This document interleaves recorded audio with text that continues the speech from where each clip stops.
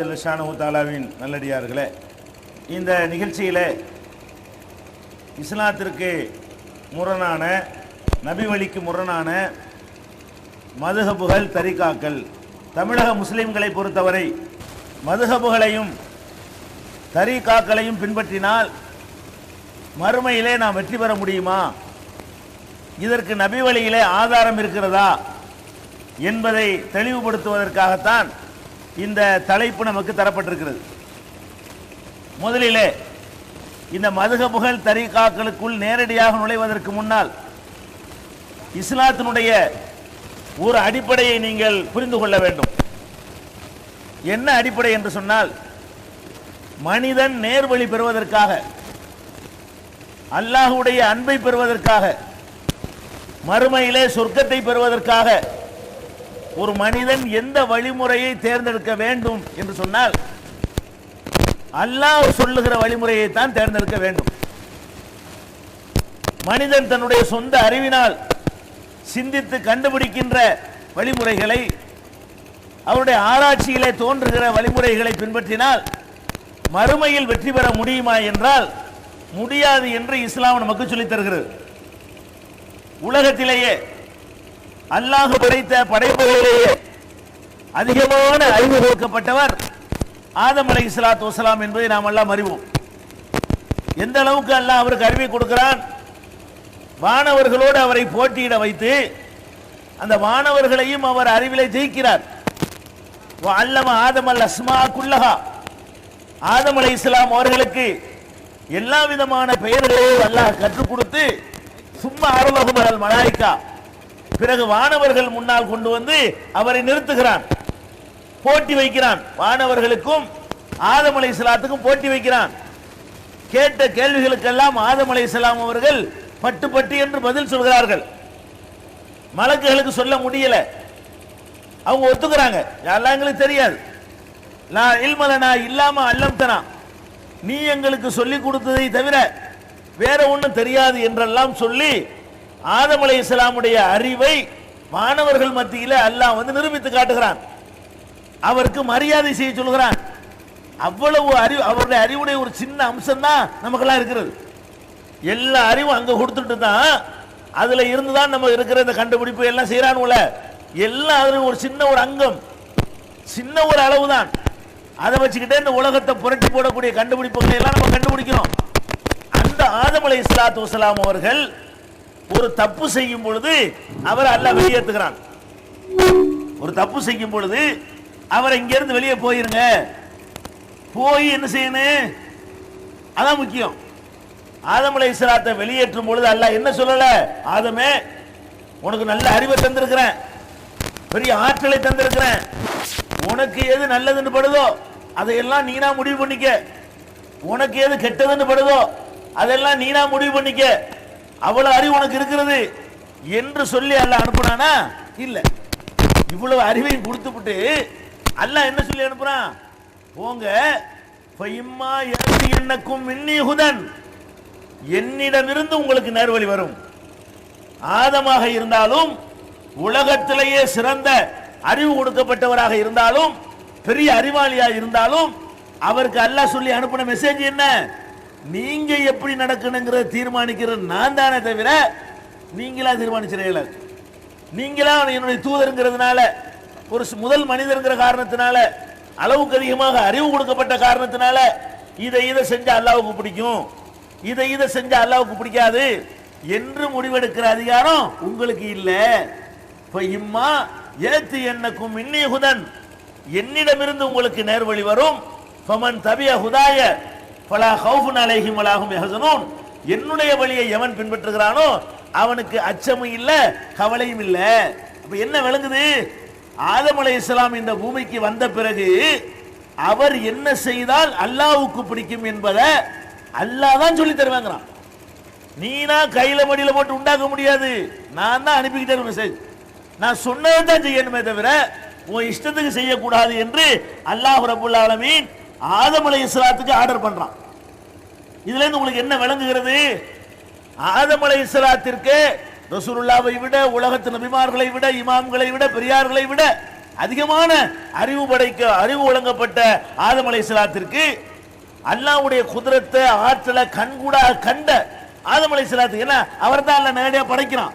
நம்மளாவது அல்லாஹ் இருக்கிறானா இல்லையான்னு டவுட் இருக்கலாம் நமக்கு அடிமனசுல. அவருக்கு அப்படி இருக்க முடியாது. ஏன்? அவர் மட்டும்தான் இருக்கிறாரு. அல்லாஹ் தான் படைச்சா நல்லா தெரியுது, வேற யாருமே இல்ல. அவரிலிருந்து அவருடைய ஜோடியை படைக்கிறான், அதையும் கண்ணால பாக்குறாரு. அவருக்கு அவ்வளவு இன்பங்களை சொர்க்க சோலைகள்லாம் திறந்து விட்டு காட்டுறான், அதையும் கண்ணால பாக்குறாரு. அப்ப அல்லாஹ்வை நன்கு அறிந்திருந்த ஒரு ஞானி என்று எடுத்துக்கொண்டாலும் அவர்தான். அறிவுல கூடுனவர் என்று பார்த்தாலும் ஆதம் அலைஹிஸ்ஸலாம் கூடியவர்கள்.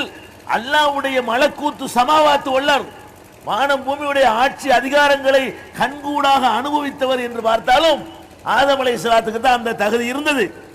அப்ப அல்லாஹ் என்ன சொல்லியிருக்கானே, உனக்கு தான் என்னை தெரியும்ல, என் ஆற்றல் தெரியும்ல, என் வல்லமை தெரியும்ல, கண்ணால பார்த்தீங்கள, அறிவை தந்திருக்கிறான்ல, மலக்க ஜெயிச்சியில, போய் நல்லது கட்டு நீனா முடிவு பண்ணிக்க என்று சொல்லாம இங்க இருந்து வரும் நாங்களாம் சொல்லுவோமாக்கு, அதைத்தான் நீங்க கேட்கணும், உங்க இஷ்டத்தை கொண்டு பண்ண இயலாது அப்படின்னு சொல்லி அனுப்புறான்னு சொன்னா அப்ப என்ன இதுல விளங்குறோம்?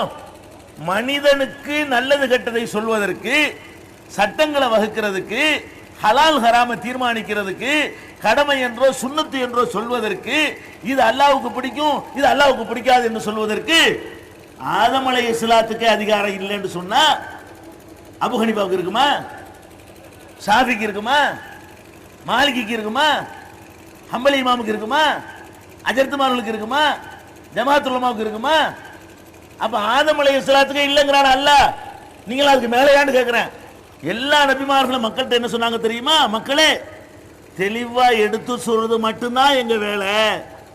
எங்களை அல்லாஹ் அனுப்பி இருக்கிறான உண்டாக்கி சொல்ல அனுப்பல, கையில மடியில போட்டு சட்டம் வகுக்க எங்களை அனுப்பல, அங்கேருந்து வர்றதை எடுத்து சொல்லணும்.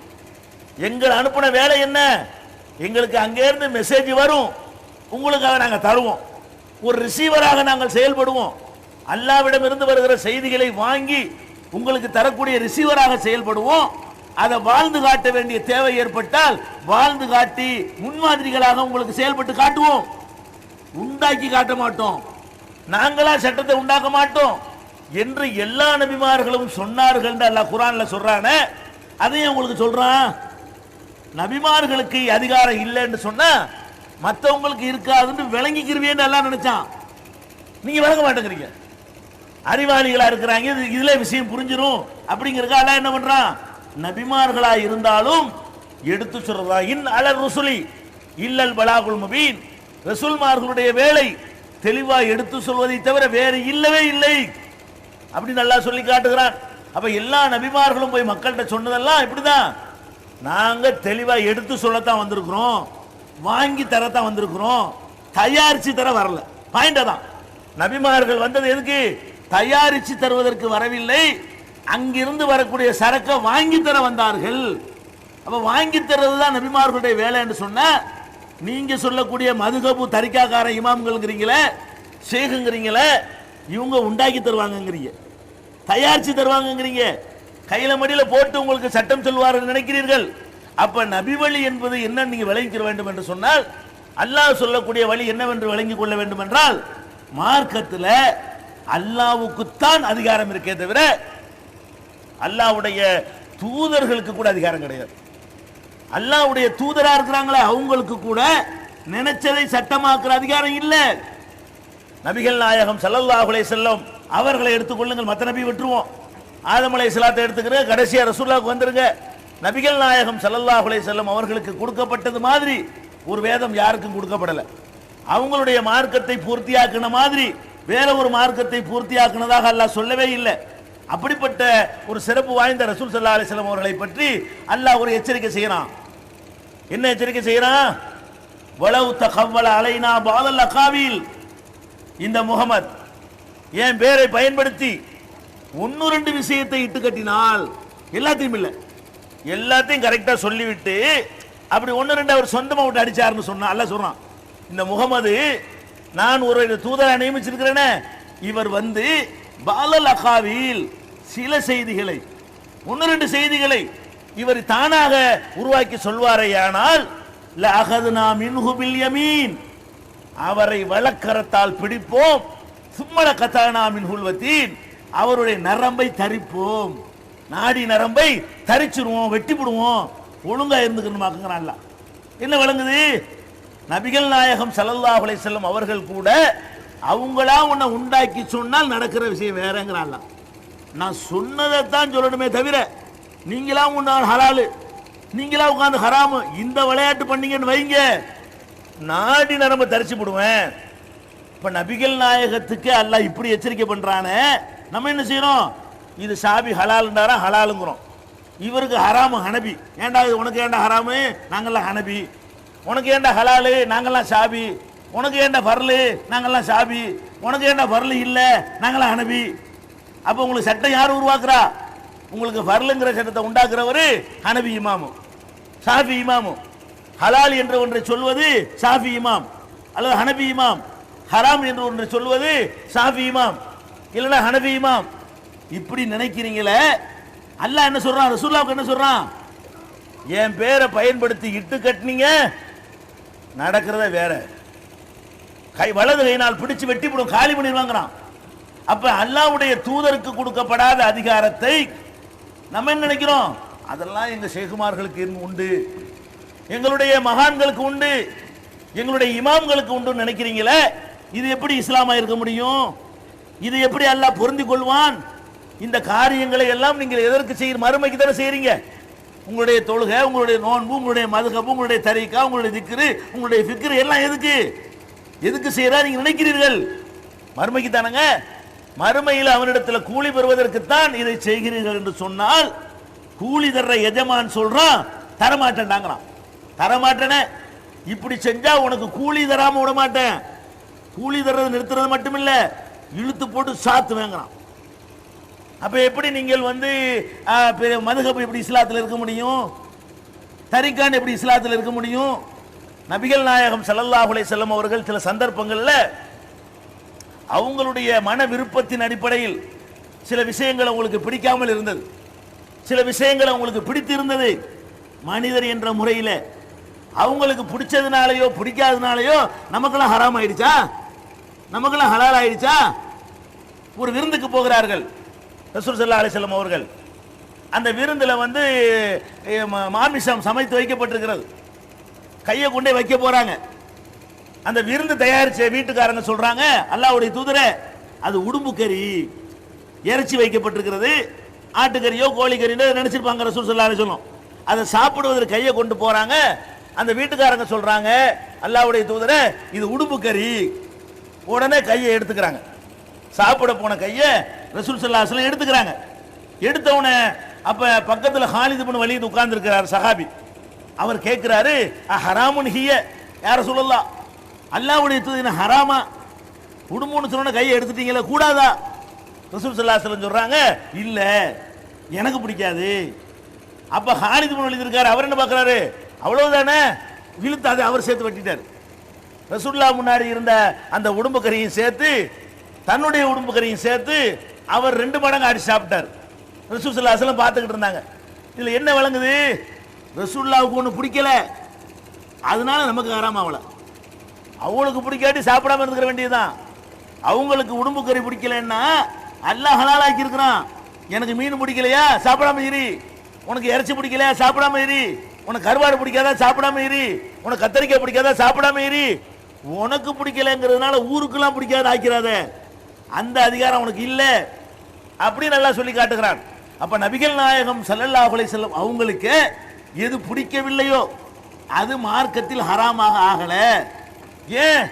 அவன் அதிகாரம், பிடிக்காதவர் ஒதுங்கிக் கொள்ளலாமே தவிர இதை திங்காத, இதை தின்னு இந்த டிசைட் பண்ணக்கூடிய அதிகாரத்தை அல்லாஹ் யார் கையிலும் தரவே இல்லை, தன் கையில மட்டும் வச்சுக்கிட்டு இருக்கிறான். ரசூல் கையில கொடுக்கவில்லை.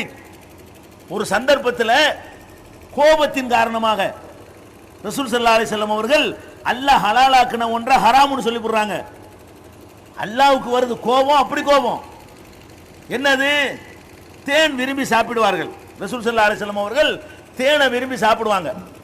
ஒரு மனைவி வீட்டில் போய் தேன் சாப்பிட்டு வர்றாங்க. இன்னொரு மனைவி என்ன பண்றாங்க, அதை ஒரு துர்வாடை அடிக்குதுங்கிற மாதிரி ரசூலுல்லாஹ் அட சொல்றாங்க. அப்படியா, அந்த தேன் சாப்பிட்டா துர்வாடை வருமோ அப்படின்னு நினைத்து கொண்டு அல்லாஹ் மேல சத்தியமா இனிமே நான் என்ன செய்ய மாட்டேன், தேன் சாப்பிட மாட்டேன் அப்படின்னு சொல்லி தேனை வந்து ஹராமாக்கிடுறாங்க ரசூல் ஸல்லல்லாஹு அலைஹி வஸல்லம்.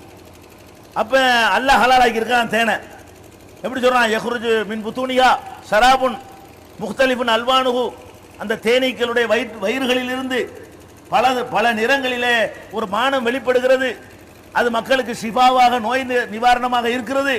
அப்படி அல்லாஹ் தேனை வந்து ஹலாலாக்கி இருக்கிறான் குர்ஆன்ல. ரசூலுல்லாஹ் என்ன பண்றாங்க? அவங்களுக்கு அது பிடிச்சி இருந்தும் கூட, விரும்பி சாப்பிடுறவர்களா இருந்தும் கூட, ஒரு கோபத்தில் குடும்ப பிரச்சனைக்காக வேண்டி, மனைவிமார்களோடு ஏற்பட்ட ஒரு சண்டைக்காக வேண்டி அல்லாஹ் ஹலாலாக்குனதை வந்து ஹராமுன்ட்டாங்க. அல்லாஹ் என்ன செய்யல? நம்ம ரசூல் தானே, நம்ம நியமிச்சிருக்கிறோம். அவர் விரும்பினா ஹராமாக்கிட்டு போறாரு, அவர் விரும்பாட்டி ஹலாலாக்கிட்டு போறாரு அப்படின்னு அல்லாஹ் விட்டுருக்கலாம். அல்லாஹ் என்ன பண்றாரு தெரியுமா? அதுக்கு ஒரு சூரா, தஹரீம் சூராவுக்கு பேரு. முதல் வசனம் இப்படி ஆரம்பிக்குது, யா யுஹன் நபியு, நபியே, லிமத்து ஹர்ரிமு மா அஹல்லல்லாஹு லக்க தப்தகி மர்லாத் அஸ்வாஜிக, உங்களுடைய மனைவிமார்களை திருப்திப்படுத்துவதற்காக வேண்டி அல்லாஹ் உங்களுக்கு ஹலாலாக்குனதை நீங்க எப்படி ஹராமாக்கலாம்? அப்படி ஆக்குவீங்களோ? நல்லா கேட்கலாம். நாங்க ஹலாலாக்குவோம், அது நீங்க ஹராமாக்கிறீங்களோ? அப்ப என்ன விளங்குது? அல்லாஹ்வுடைய தூதருக்கு கூட அல்லாஹ் ஹலாலாக்குனதை ஹராமாக்குற அதிகாரம் இல்லைன்னு சொன்னா அஜர்த்துமார்களுக்கு இருக்குமா? மூலானாக்களுக்கு இருக்குமா? இமாம்களுக்கு இருக்குமா? ஷேகுமார்களுக்கு இருக்குமா? பெரியார்களுக்கு இருக்குமா? என்ன அடிப்படை விளங்கணும்? ஒரு அடிப்படையை தெளிவா விளங்கணும். மார்க்கம் அல்லாஹ்வுக்கு சொந்தம். இந்த மார்க்கத்தில் எது செய்யணும் எது செய்யக்கூடாது என்று அவன் தான் தெரிவிப்பான். ஒன்னு குர்ஆன் வழியாக தெரிவிப்பான், இல்லையானால் ரசூலுடைய உள்ளத்திலே ஒரு செய்தியை போட்டு அதன் வழியாக தெரிவிப்பான். அப்படி இல்லாமல் ரசூல் ஸல்லல்லாஹு அலைஹி வஸல்லம் அவர்களுக்கு ஒன்று பிடிக்குது, அவங்களுக்கு ஒன்று பிடிக்கல என்பதற்காக வேண்டி மார்க்கத்தில் முடிவெடுக்கிற அதிகாரத்தை அல்லாஹ் தரவே இல்லை. இன்னைக்கு பார்த்து கொண்டிருக்கிறோம். மார்க்கத்தை வளைச்சு கொடுக்கலாம், மக்களுக்காக அட்ஜஸ்ட் பண்ணலாம், குழப்பம் வரக்கூடாது என்பதற்காக சின்ன விஷயத்தை விட்டுவிடலாம். இப்படி எல்லாம் பேசக்கூடியவர்கள் இன்றைக்கு பார்த்து கொண்டிருக்கிறோம். இந்த மாதிரி மதுகப் இல்லை, அது இல்லை, இது இல்லை, வரலாற்றணும், அத்தைய நெஞ்சில கை கட்டணும், கூட்டுதுவா இல்லை, கத்தம் இல்லை, பாத்தியா இல்லை, இப்படிலாம் சொல்ல போனா என்ன செய்வாங்க? அதெல்லாம் இல்லாமல் இருந்துட்டு போதியா? அதுக்காக சொல்லி ரெண்டாக்கணுமா? ஊரை குழப்பணுமா என்றெல்லாம் கேட்பார்கள். அல்லாஹ் என்ன சொல்றான் தெரியுமா? அங்கேயும் வைக்கிறான், ஆப்பு வைக்கிறான். மார்க்கம் நம்ம மார்க்கம். ஏன் மார்க்கம்? இதுல ரசூல் ஸல்லல்லாஹு அலைஹி வஸல்லம் அவர்கள் கூட அட்ஜஸ்ட் பண்ணுவதற்கு, விட்டு கொடுப்பதற்கு, வளைந்து கொடுப்பதற்கு நான் அதிகாரத்தை தரல. எப்படி சொல்றான்? நபிகள் நாயகம் ஸல்லல்லாஹு அலைஹி வஸல்லம் அவர்கள் அல்லாஹ்வுடைய தூதர் என்று தம்மை அறிமுகப்படுத்திய நேரத்தில் மக்காவில் இருந்த அத்தனை பேருக்கும் தெரியும் அவர் பொய் சொல்லலன்னு. ஏன்? 40 வருஷமா அவரை பார்க்கறாங்க. 40 வருஷ கடந்த கால வாழ்க்கையை பார்க்கறாங்க. அந்த நேர்மை, அந்த ஒழுக்கம், அந்த பண்பாடு, அந்த தயாள குணம், மக்களுக்கு உதவி செய்யற அந்த பாங்கு, வாரி வாரி வழங்குற வள்ளல் தன்மை, இதையெல்லாம் பார்க்கறாங்க. இந்த ஆள் இப்படி பொய் சொல்லுவாரா? 40 வருஷமா ஒரு பொய் சொல்லல. ஒரு பொம்பளை கையை பிடிச்சிருந்தா சொல்ல முடியுமா? ஒரு கோல் சொல்லியிருப்பாரா? ஒரு புறம் பேசியிருப்பாரா? ஒரு ஃப்ராட் பண்ணியிருப்பாரா? ஒரு பித்தலாட்டம் பண்ணியிருப்பாரா? வாங்கின கடன் இல்லைன்னு சொல்லியிருப்பாரா? என்னமாவது மிஸ்டேக் இருக்கா? 40 வருஷமா ஒரு மனுஷன் மிஸ்டேக் இல்லாம வாழ்ந்திருக்கும் பொழுது இந்த ஆள் ஒன்றும் தப்பாலும் சொல்ல மாட்டான்னு உங்களுக்கு தெரியுது. அவர்களுக்கு ஒரு அல்லாஹ்வை வணங்குவதில் எந்த ஒரு மறுப்பும் இல்லை. முகமது அல்லாஹ்வுடைய தூதர் என்று ஏற்றுக்கொள்வதிலையும் அவர்களுக்கு மாற்று கருத்து இல்லை. அல்லாஹ்வுடைய மார்க்கத்தில் ஒன்னே ஒன்று அவங்களுக்கு பிடிக்கல. என்ன பிடிக்கல? நாங்க உயர்ந்த ஜாதி என்று நினைத்து கொண்டிருக்கிறோம்.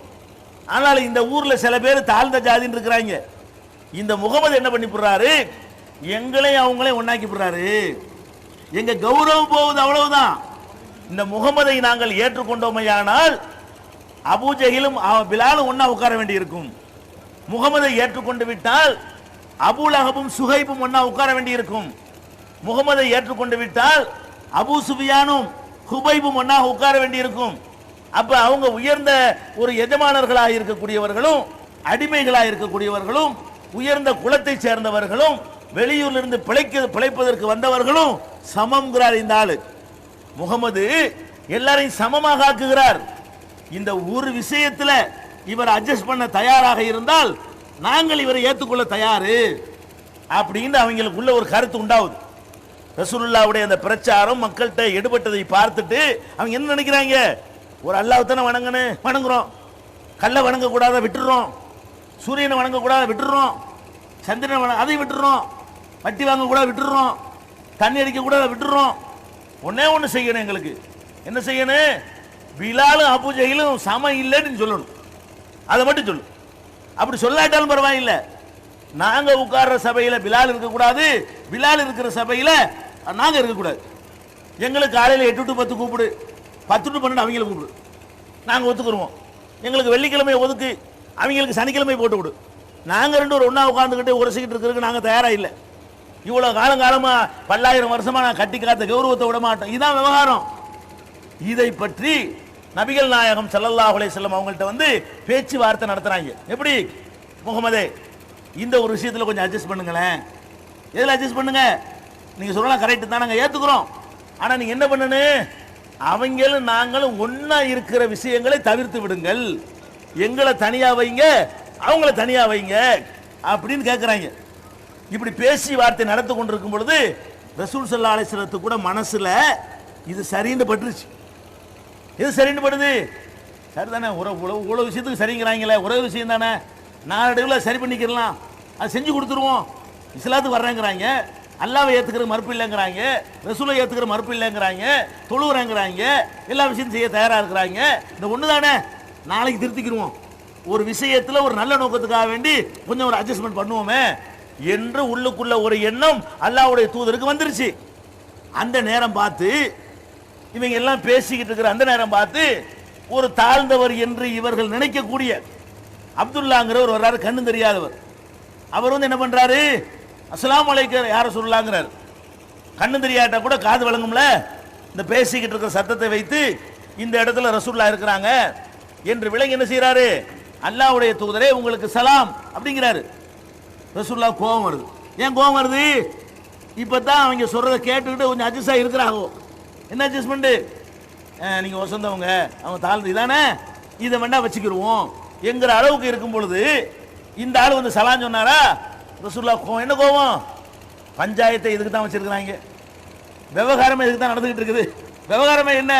இவங்க இருக்கிற இடத்துக்கு இவர் வரக்கூடாதுன்னு விவகாரமே. எந்த இடத்துக்கு இவர் வரக்கூடாதுன்னு பேசிட்டு இருக்கிறாங்களோ அந்த நேரத்தில் அந்த இடத்துக்கு அவர் வந்தாருன்னா கோபம் வருமா வராதா? அட பே மனுஷன், எந்த நேரத்தில் வந்து தொலைகிற நீ? இதானே பேசிட்டு இருக்கிறாங்க, கோரிக்கை இதானே, இந்த நேரத்தில் நீ வரணும்னு சொல்லி உள்ளுக்குள்ள நினைத்தாலும் என்னமோ முகத்தை கட்டு கட்டுண்டு ஆக்கி சொன்ன சலாத்துக்கு பதில் சொல்லாம அலட்சியம் பண்ணிட்டாங்க. இப்ப என்ன செஞ்சிருக்கனே? என்னுடைய ஹபீப், என்னுடைய தூதர், என்னுடைய கடைசி நபி, உலகத்தில் சிறந்த நபி, அவருக்கு விருப்பத்தை நான் நிறைவு செய்கிறேன் அப்படின்னு அல்லாஹ் செஞ்சிருக்கணும்ல. அல்லாஹ் என்ன பண்றான் தெரியுமா? இவர் இந்த குருடர் விஷயத்தை நடந்துக்கிட்டாங்கல்ல, அதை கண்டிக்கிறான். எப்படி கண்டிக்கிறான்? அபசவத்தவல்லா அஞ்சாகுல்லாமா, ஒரு குருடர் வந்ததற்காக இவர் வந்து முகத்தை சுளிக்கிறார், அலட்சியம் செய்கிறார். இவர் செஞ்ச செயல் தப்பு. யார் செஞ்சது? என் தூதர் செஞ்சது தப்பு. ஏன் மார்க்கம்? ஏன் மார்க்கம்? அதுல ஒண்ணு விட்டு கொடுக்க இவர் யாரு? இவர் இப்படி அட்ஜஸ்ட் பண்ணுவாரு? நான்ல ஒரு அப்பனுக்கு ஒரு ஆத்தாவுக்கு அம்புட்டு பேரையும் படைச்சிருக்கிறேன்.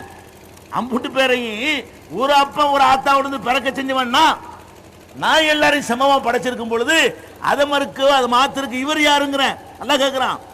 அப்ப இவர் முகத்தை சுளித்துக் கொண்டார், அலட்சியம் செய்து விட்டார் என்று கடும் வார்த்தையை போட்டுவிட்டு அப்புறம் அதை விட கடுமையா தொடர்ந்து அடிக்கிறான். அல்ல எப்படி அடிக்கிறான்?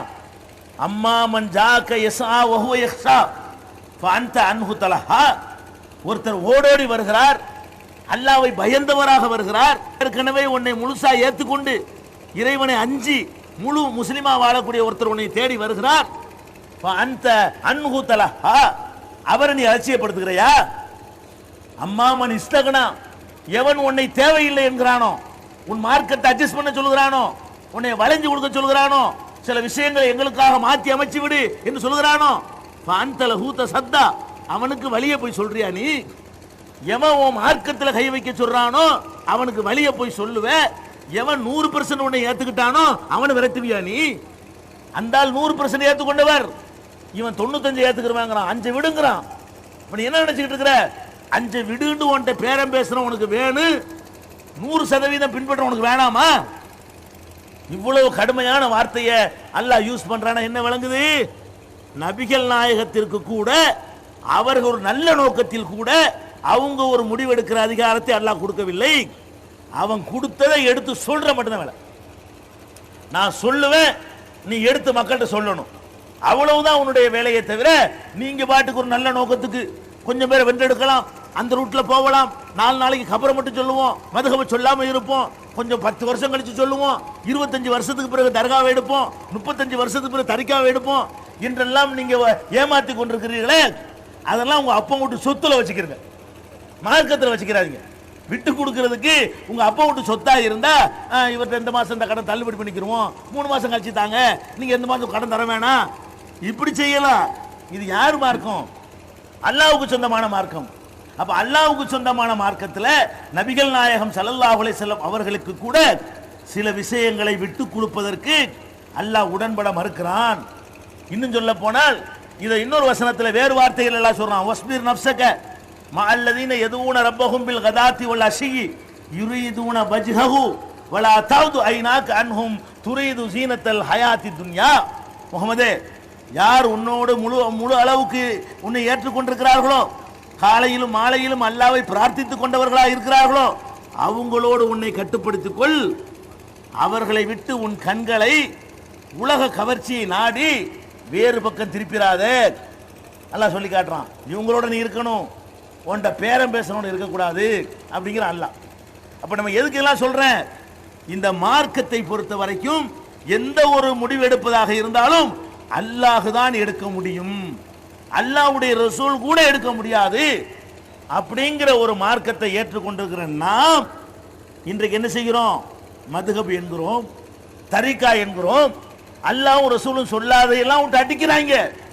அதையெல்லாம் கேட்பதற்கு நாம் தயாராக இருக்கிறோம். எப்படி எல்லாம் தயாரா இருக்கிறோம்? தரிகாவை எடுத்துக்கணும், அடிப்படை மனசுல பதிய வச்சுக்கிட்டீங்களா? தரிகாண்டு வருவோம். தரிகாண்ட என்ன? தரிகா என்று சொன்னால் ஒரு மனிதன் தன்னை பக்குவப்படுத்திக் கொள்ள இயலாது.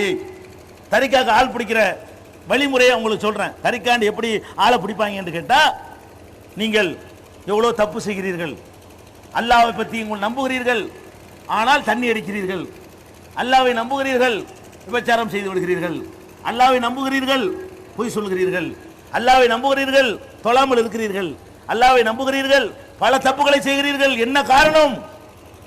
உங்களுடைய ஆன்மீக பக்குவம் உங்களுக்கு இல்லை என்று இதான் காரணம். அதுக்கு என்ன செய்யணும் தெரியுமா? குர்ஆனை படிக்கிறீர்கள், ஹதீஸை படிக்கிறீர்கள், அதெல்லாம் உங்களுடைய உள்ளத்தில் எந்த தாக்கத்தையும் ஏற்படுத்த மாட்டேன் என்கிறது. வரதட்சணை வாங்கக்கூடாது என்று பயான் சொல்கிறார்கள், வாங்காம இருக்கிறீங்களா? வட்டி வாங்கக்கூடாது என்று பயான் சொல்கிறார்கள், அது வாங்காம இருக்க முடிஞ்சா உங்களால? அப்ப என்ன பண்ணணும்? இதிலிருந்து நீங்கள் விடுபட வேண்டுமானால் உங்க உள்ளத்தை பக்குவப்படுத்தக்கூடிய ஒரு ஞானம் இருக்கிறது. அது எங்களை மாதிரி பக்குவப்பட்ட ஷேகுமார்கள்ட்ட வந்து உங்க கையை கொடுத்து உங்க கையோட எங்க கையோட சேர்த்து நாங்க ஒரு பவரை ஏத்துறோம்னு வைங்க, அப்ப வந்து நீங்க ஒழுங்காயிருவீங்க, நீங்க தப்புகள்ல இருந்து விடுபடுவீங்க, நீங்க நல்ல முஸ்லிமா வாழ்ந்துருவீங்க. அப்ப பக்குவம் பெற்றவர்களை வைத்து பக்குவம் பெறாதவர்கள் வந்து என்ன செய்யணும்? அந்த பக்குவத்தை வாங்கிக்கிறேன்னு. இந்த ஏட்டு படிப்பெல்லாம் உதவாது. குர்ஆன்ங்கிற ஏட்டு படிப்பு, ரசூலுல்லாஹ் சொல்லி தந்த ஏட்டு படிப்பெல்லாம் உங்களை பக்குவப்படுத்த உதவாது. பக்குவப்படுத்துறதுக்குன்னு தனி மெத்தட் இருக்கிறது. பவர் ஏத்தணுமா? பவர் ஏத்துவாராம் யாரு? ஏற்கனவே ஒரு பவர் வந்துருச்சான், மகான். அந்த மகான்கள்ட்ட போனீங்கன்னு சொன்னா அவங்கள்ட்ட உறுதிமொழி வாங்கினா உங்க உள்ளம் பக்குவப்படும். இவங்க வெளிப்படையான செயல்களை தான் உங்களுக்கு சொல்லி தருகிறார்கள். யாரு? இப்ப நாங்கள் உள்ளலாம் மற்ற மதரசாக்கள் எல்லாம் என்ன சொல்லி தர்றாங்களா? வெளிப்படையா தொழுவுற நோன்பு இதைத்தான் சொல்லி தருகிறார்கள். ஆன்மீக பக்குவத்தை சொல்லி தந்திருக்கிறார்களா அப்படின்னு உங்கள்ட்ட கேட்பாங்க. சில பேர் என்ன, இது கரெக்ட் தானே, இது உண்மை தானே, இது உண்மை, நம்ம அல்லாஹ்வை நம்புறோம், தண்ணி அடிக்கிறோம், அப்படி 10 பேர் இல்லையா? இங்க இருக்கிறோம். அல்லாஹ்வை நம்புறோம், வட்டி வாங்குறோம், அப்படி 10 பேர் இல்லையா? இருக்கிறோம். அல்லாஹ்வை நம்புறோம், அப்படி 10 பேர் இல்லையா? இருக்கிறோம். அப்ப அவங்க சொன்ன தப்புகள்லாம் அங்கங்க இருக்கு பாருங்க. அவன்லாம் நினைக்கிறான் சரிதானே, அல்லாஹ்வை நம்புறோம் அப்படியே வட்டி வாங்குறோம், அல்லாஹ்வை நம்புறோம் அப்படியே வரதட்சணை வாங்குறோம், அல்லாஹ்வை நம்புறோம் அப்படியே சினிமாக்கு போறோம், அல்லாஹ்வை நம்புறோம் அப்படியே நோன்பு வைக்காம இருக்கிறோம். கரெக்ட் தானே சொல்றாங்க? ஆமாங்க, சொல்ற சரிதாங்க, நாங்க திருந்த போறோங்க. உங்கள்கிட்ட போறது இவங்க என்ன பண்ணுவாங்க? கையை கொடுத்து பையத்துன்னு பண்ணுவாங்களா? அப்படியே பக்குவம் ஆயிரும். இப்படிங்கிறதாக்கு தரிகாவுடைய ஒரு அடிப்படை. தரீக்கான்னு சொல்லக்கூடியவனுடைய ஒரு அடிப்படை என்னன்னு கேட்டா, செய்கை என்று சொல்லப்படக்கூடிய ஒரு சைத்தான் உங்க உள்ளத்தை எல்லாம் பக்குவப்படுத்துவான் அப்படி நம்புறீங்க. இதுல இதை பல விஷயங்கள்ல உரசி பார்க்கணும். எப்படி உரசணும்? முதல்ல ஒரு மனிதனை செய்கை என்று, பக்குவப்பட்டவன் என்று, அவன் நமக்கெல்லாம் கிடைக்காத ஒரு பக்குவத்தை அவன் அடைந்து விட்டான் என்று நம்புறதா இருந்தால் அதுக்கு என்ன ப்ரூஃப்? அதுக்கு என்ன ப்ரூஃப்? செய்குங்கிறான அவன் பக்குவம் அடைஞ்சிருக்கிறானா? செய்குங்கிறான அவன் 100% கரெக்டா இருக்கிறானா? இருந்தா நீங்க சொல்லலாம். செய்குன்னு சொல்றவன் யாரு? நம்மளுக்கு விட அவன் எந்த வகையிலும் உயர்ந்தவன் கிடையாது. நம்மளை விட எந்த வகையிலும் பண்பட்டவன் கிடையாது. நம்மளை விட எந்த வகையிலும் பக்குவப்பட்டவன் கிடையாது. யாரு? யாரை நீங்க செய்குன்னு சொல்றீங்களோ அவன் சராசரி மனிதன் எந்த அளவுக்கு பக்குவம் பெற்றிருக்கிறானோ அப்படி பெற்றிருக்கிறானா? பெற்றுட்டே கிடையாது. அதுக்கு என்ன ஆதாரம்? நீங்க பார்த்தீங்கன்னு சொன்னா, இப்ப நம்ம இருக்கிறது சாப்பிடுவோம். வெந்தய தின்னுட்டு விதி வந்தா சாப்பிடுறது நம்ம ஒரு கொள்கை வச்சிருக்கிறோம். வெந்தயம் ஏதாவது கிடைச்சே சாப்பிட வேண்டியது, நேரம் வரும்போது செத்து போயிட வேண்டியது அப்படின்னு நம்ம வாழ்க்கையை வாழ்ந்து கொண்டிருக்கிறோம். இந்த செய்குன்னு இருக்கான் பாருங்க, இவன் எப்படி? பழைய சோறு திங்க மாட்டான், சாதாரண ஒயிட் ரைஸ் திங்க மாட்டான், சாம்பார் சோறு அவனுக்கு பிடிக்காது. செய்குங்கிறவன் எப்படி சாப்பிடணும்? அந்த ஊர்லயே நல்ல பணக்காரன் ஊடியது, நல்ல டேஸ்டா சமைக்கிற ஊடியது, எங்க வகை வகையா ஆக்கி கொஞ்சம் பொரிச்சு கொஞ்சம் வறுத்து கொஞ்சம் கறிக்கு கொஞ்சம் இப்படி எவன் வீட்டில் வச்சிருப்பான், எத்தனை வகையான பதார்த்தங்களை வச்சிருப்பான், இப்படி எல்லாம் பார்த்து தேடி தேடி போய் திங்கிறான. அடை எங்க நாக்க கட்டுப்படுத்தின அளவுக்கு கூட உனக்கு உனக்கு கட்டு, நீ என்னடா பக்குவப்பட்டு கேட்க வேணாமா? நீங்க இவர் நம்மளுக்கு பக்குவப்படுத்த போறாராம்.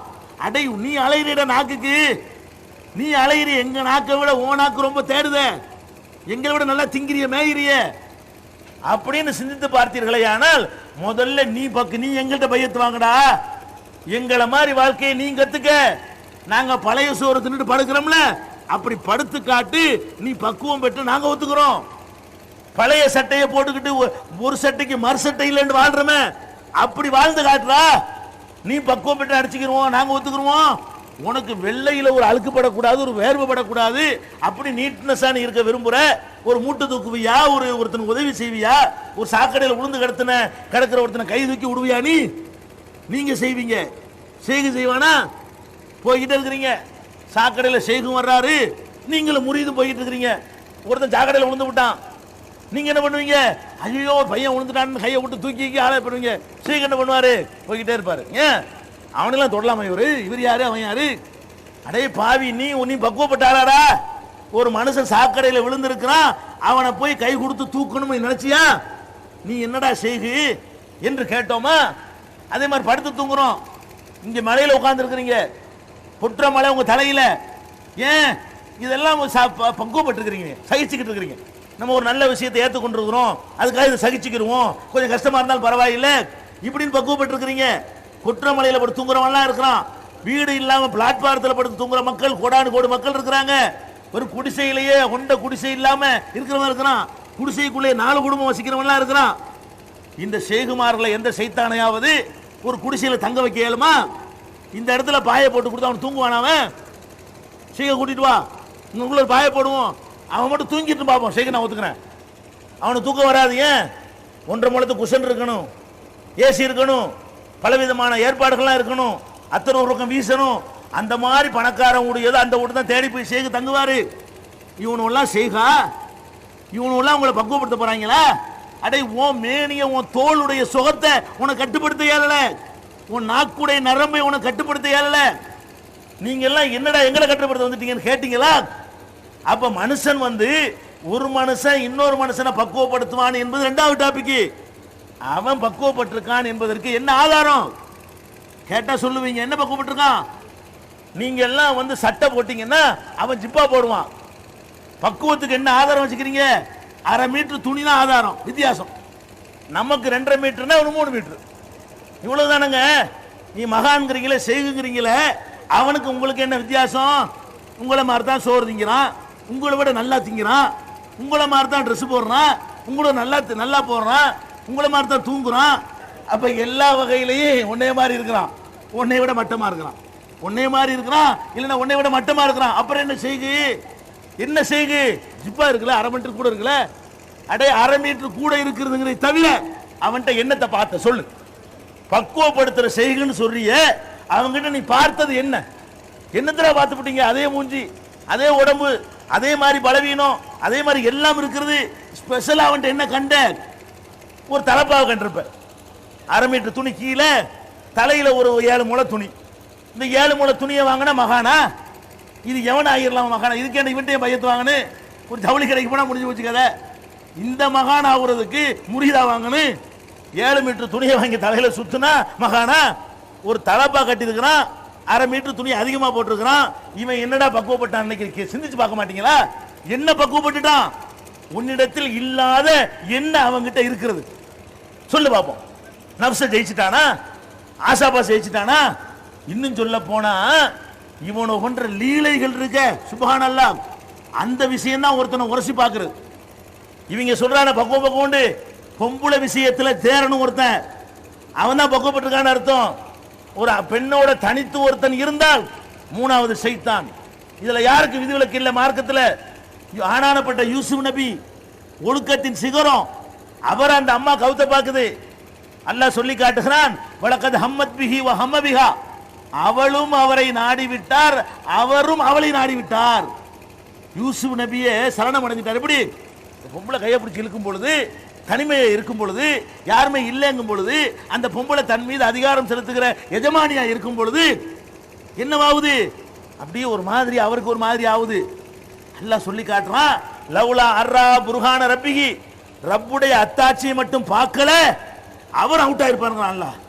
அல்லாஹ் தூதர் என்பதற்காக அவன் ஏதோ ஒரு பயத்தை காட்டி யூசுப் நபியை அல்லாஹ் காப்பாத்தி விட்டான். இதான் மனுஷன், இதுல எவனும் ஜெயிக்க முடியாது. எந்த நபியும் எந்த மகானும் எந்த பெரியாரும் தனித்து இருந்தால், சந்தர்ப்பம் இருந்தால், அல்லாஹ் நாடினாலே தவிர, அல்லாஹ்வுடைய பிரத்யேகமான அருள் இருந்தாலே தவிர அவுட்டு. அந்த சந்தர்ப்பங்களை தவிர்த்து கொண்டால் தான் நம்ம காப்பாற்றிக் கொள்ள முடியும். 3வதா சைத்தான் அங்கே இருப்பான்னு சொல்லப்படுது. இந்த ஞானின்னு சொல்லக்கூடிய, மகான்னு சொல்லக்கூடிய, செய்கன்னு சொல்லக்கூடிய அயோக்கியர்கள் என்ன பண்றாங்க? தந்தை மகள் உறவு தானா எல்லாரோடையும். அவளுக்கு என்ன உறவா? எந்த பொம்பளையோடும் தனியா இருப்பாராம். அது எப்படிப்பா இருக்கிறது? ஆம்பளை இல்லையா? அவர் தந்தை, ஆன்மீக தந்தை. உங்களுக்கு அல்லாஹ் குர்ஆன் என்ன சொல்றான்? அட பாவிகளா, உதுஊஹும் லி ஆபாயிஹிம், அடே பெத்த அப்பன் பெயரால் அவர்களை அழையுங்கள், அவன் தான் அப்பன். உங்களை பெறாதவன் அப்பனாக மாட்டான். இன் உம்மஹாத்துஹும் இல்லல்லாஹி வலதுனஹும், யார் வயிற்றுல சுமந்து பெற்றெடுக்கிறார்களோ அவங்க தான் அம்மான்னு சொல்ல முடியும். சும்மா பொம்பளை எல்லாம், அத்தனை பொம்பளை அத்தனை பேர் அம்மா கிடையாது. அத்தனை ஆம்பளையும் அத்தனை பொம்பளைக்கும் அப்பன் கிடையாது. பெத்து எடுத்தா தான் அப்பன், பெத்து எடுத்தாதான் ஆத்தா அப்படின்னு அல்லாஹ் வந்து குர்ஆன்ல சொல்றான். இப்படி என் புள்ள மாறின்னு ஒருத்தன் சொன்னால், இவர்கள் இன்னஹும் ல யகூருன முன்கர மினல் கௌலி வஸூரா, விற்கத்தக்க பொய்யை சொல்கிறார்கள், அப்படி கிடையாது என்று அல்லாஹ் சொல்கிறான். இந்த பாவிகள், பண்பட்ட பாவிகள் என்ன செய்யறார்கள் தெரியுமா? உங்களை மகளை கொண்டாந்து கொடுங்க, உங்க பொண்டாட்டியை கொண்டாந்து கொடுங்க, உங்க தங்கச்சியை கொண்டாந்து கொடுங்க, நாங்க பக்குவப்படுத்த போறோம். என்னடா பக்குவப்படுத்த போறீங்க? பக்குவப்படுத்துறேன்னு ஓட்டிக்கிட்டு போன கேஸ்லாம் நிறைய இருக்குது. ஆமா, இந்த மகான்கள் சொல்லி வர்றான், இவனு விளங்காத்தனமா அவனோட நம்பி மார்க்கம் தெரியாம, அல்லாஹ் ரசூல் என்ன சொன்னான்னு விளங்காம, மகான் தானே வந்திருக்காரு, அஜர் தானே வந்திருக்காரு, மௌலானா வந்திருக்காரு, ஷேக் வந்திருக்காருன்னு சொல்லி கொண்டே கூட அவன் என்ன பண்றான்? ராத்திரி மூட்டை கட்டி கிளம்பி ஓடி போயிடறான், மகளை கூட்டிட்டு ஓடி போயிடறான், ஒருத்த முன்னாடி கூட்டிட்டு ஓடி. யார்? ஷேக். இவங்க எல்லாம் பக்குவப்பட்டவங்க, இவங்க எல்லாம் பக்குவப்பட்டு உங்களை பக்குவப்படுத்த போறாங்க. அப்ப நம்ம என்ன விளங்கணும்? நீங்கள் மகான் என்று ஒருவனை முதல்ல தீர்மானிப்பதாக இருந்தால், அவன் உங்களை பக்குவப்படுத்துவான் என்பது உண்மையாக இருந்தால், அவன் பக்குவப்பட்டு இருக்கிறானா? உங்களுக்கு இல்லாத ஏதாவது ஒன்று அவன்கிட்ட இருக்குதான்னு சோதனை செய்து பாருங்கள். இந்த மேடையில் கொண்டாந்து உட்கார வைங்க, ஒரு நாளைக்கு 24 மணி நேரம் அவன் சாப்பிடாம இருந்து காட்டட்டும். கல்வத்து இருப்பாங்க, கல்வத்துன்னு இருப்பான். என்னது கல்வத்து? அதுக்கு பேரு தனிமையில் இருக்கிறது. தனிமையில் இருக்கிற ஒரு இபாதத்தா? ரசூலுல்லாஹ் கூட தனிமையில் இருக்க தான் போனாங்க. வெட்டி விட்டான்ல, போய் சொல்லுண்டு விளையாட்டு பட்டு எங்க வர்றியான்னு சொல்லி ஈராக் போய் போனாங்க. அது நல்லதுன்னு சொல்லி டெய்லி வான்னு சொன்னா அல்லாஹ். எது வரைக்கும் போனாங்க? அல்லாஹ்ட்ட இருந்து வஹி வர்ற வரைக்கும் தான் போனாங்க. வஹி வந்தவுடனே முகமது சூப்பர் வேலை பண்ணுன, அடுத்த வாரம் வா, டெய்லி வா, இங்க வந்து உட்கார்ந்து சொன்னானா? போ இக்ரான்னு சொல்லி ஓத சொன்னா. ரெண்டாவது என்ன பண்ணா? மறுபடியும் வந்தாங்களா? போய் மக்களுக்கு எச்சரிக்கை பண்ணு, கும்பாந்திர் ஒரு அப்பக்க கபீர், போய் மக்களுக்கு சொல்லுவியான்ட்டு அப்புறம் போகலையே. அப்ப அல்லாஹ்வுடைய விருது இந்த தனிமையில போறது நல்லது என்று இருந்தால், அல்லாஹ்வுடைய ரசூலை 13 வருஷமும் ஹிரா குகையில உட்கார வச்சிருப்பான். போய் மக்களுக்கு சொல்லுவியா என்னங்க உட்கார்ந்துருக்கிற அப்படின்னு அல்லாஹ் அனுப்பி விட்டுட்டான். இவங்க என்ன பண்றாங்க, நாங்க ஹல்வத் இருக்க போறோம். ஹல்வத் இருக்கிறீல, நீ உன் வீட்டுல உன் ரூம்ல ஹல்வத்துன்னு உட்கார்ந்து ஏமாத்திட்டு இருக்கிறீல. 40 நாள் சில்லா இருக்கிறாரு, அதுக்கு பேர் சில்லாமா. 40 நாள் சில்லா இருக்கிறாரு, 40 நாள் ஹல்வத்தில் இருக்கிறாரு. இந்த 40 நாள் ஹல்வத் இருக்க வேணாம், ஒரே ஒரு நாள் இங்க உட்கார்ந்து காட்டு ஹல்வத். இந்த மாதிரி போக்கஸ் லைட்டை போடுவோம். 24 ஹவர்ஸ் பச்சை தண்ணி குடிக்க கூடாது, ஒரு பருக்க போக கூடாது. உன் வீட்டுல உட்கார்ந்து ஜன்னல் வழியா வரும், கொல்லப்புறமா வரும், வேற பக்கமா வரும். அடே நீ திங்கிறியா திங்கலையான்னு இந்த மாதிரி போக்கஸ் லைட்டை போடுவோம். ஊர் மக்கள் உட்காருவோம். நீ 40 நாள் இருக்க வேணாம், 24 மணி நேரம் இருடா. இருப்பியா? ஒண்ணுக்கு போகாம இருப்பியா? தண்ணி குடிக்காம இருப்பியா? திங்காம இருப்பியா? ஃப்ராட் அம்புட்டு ஹல்வத் இருக்கிறாரு. இப்படி ஒரு மார்க்கமா இது? உங்களுக்கு திங்கிறதுக்கான எல்லாத்தையும் எல்லாம் படைச்சிருக்கேன்னு சொல்றான். நல்லா தின்னுங்க பருவங்கள் எல்லாம் கட்டளை எடுக்கிறான். பக்குவப்படுத்துறேங்கிற பேர்ல 40 நாள் திங்க மாட்டோம் சொல்லி கடத்தனமா திங்கிறாங்க. திங்காம இருக்க மனுஷன் இருக்க முடியுமா? 40 நாள் இருக்க இயலுமா? அப்ப இந்த மாதிரியான ஒரு கள்ள வேலை செய்துதான் உங்களை ஏமாத்திட்டு இருக்கானே தவிர அவங்கிட்ட எந்த சிறப்பும் கிடையாது, என்ன பக்குவமும் கிடையாது, எந்த பவரும் கிடையாது. வேணா ஒன்று வர சொல்லுங்க மேடைக்கு, வணங்கா நான் ஒரு கத்தி வச்சுக்கிறேன், அவர் ஒரு கத்தி வச்சுக்கிட்டோம். அந்த ஷேக்கு போலீஸ் வேணா எழுதி கொடுத்துருவோம், எங்க 2 பேருக்குள்ள விஷயத்தில் நீ கேஸ் போட வேணான்னு சொல்லி. நான் ஒரு இருக்கிற இருப்புல நீ ஒன்று இருக்கு, ஏன் இருக்க வேண்டாம், உனக்கு அதிகமாக அழுத்தத்தை உண்டாக்குமே தவிர உன் இருக்கு ஒன்று எனக்கு செய்யாதீங்க. நீ உழைக்கல, ஓசி ஒருத்திட்டு இருக்கிற, நீ வந்து ஏமாத்திக்கிட்டு இருக்கிற, நாங்கள் இத்தனை இறுக்கமா இருக்கும். அப்படி நடக்குமா? அல்லது அவர் குத்தி எனக்கு வலிச்சு நான் குத்தி அவர் வலிக்காம இருக்குமா? டெஸ்ட் பண்ணுவோமா? செய்ய கூட்டிட்டு வர்றீங்களா? மகானை கூட்டிட்டு வர்றீங்களா? உலகத்தில் எங்க இருந்த மகானை கூட்டிட்டு வாங்க, வேற ஒரு பயான விவாதம் ஒன்று வேணாம், ஒரு டெஸ்ட் பண்ணிடுவோம், ஆளுக்கு ஒரு கத்தியை கொடுத்து இறுக்கி பார்த்துருவோமே. இப்ப என்னது?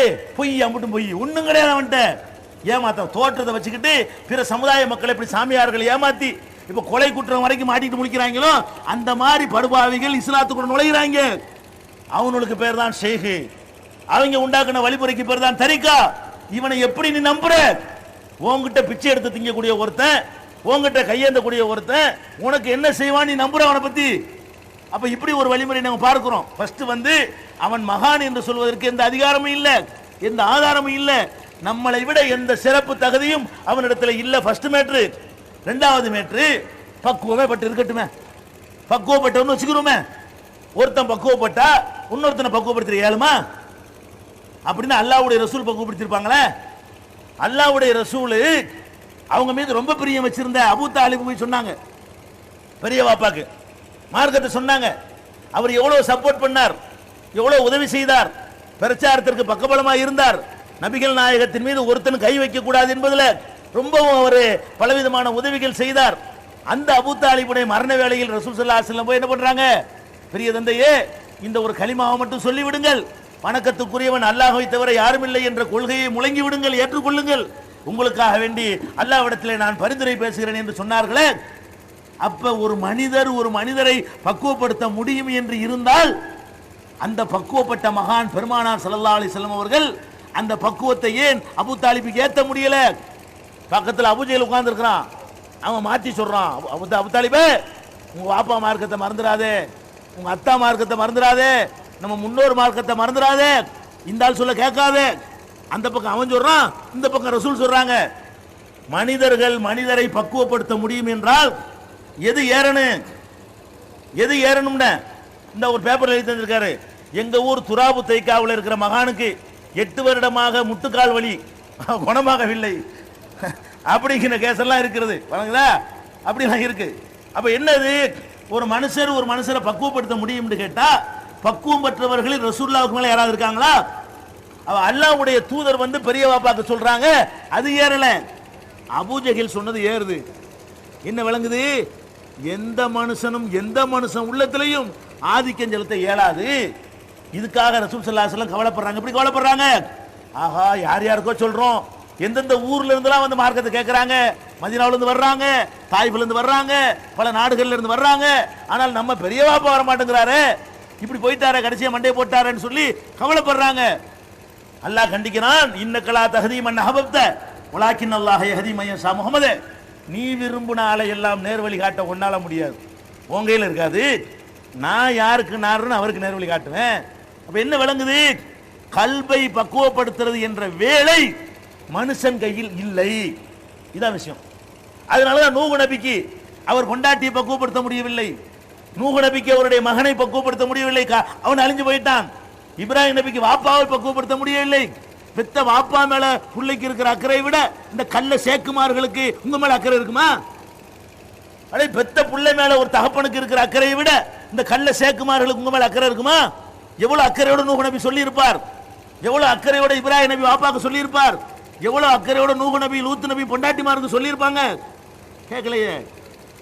கானத்தா தஹத அபதைனி மின் இபாதினா சாலிஹைனி ஃபகானத்தாகுமா ஃபலம் யுக்னியா அன்ஹுமா மினல்லாஹி ஷையா ஃபகீல துஃபுலன் நார மஅத் தாகிலீன்.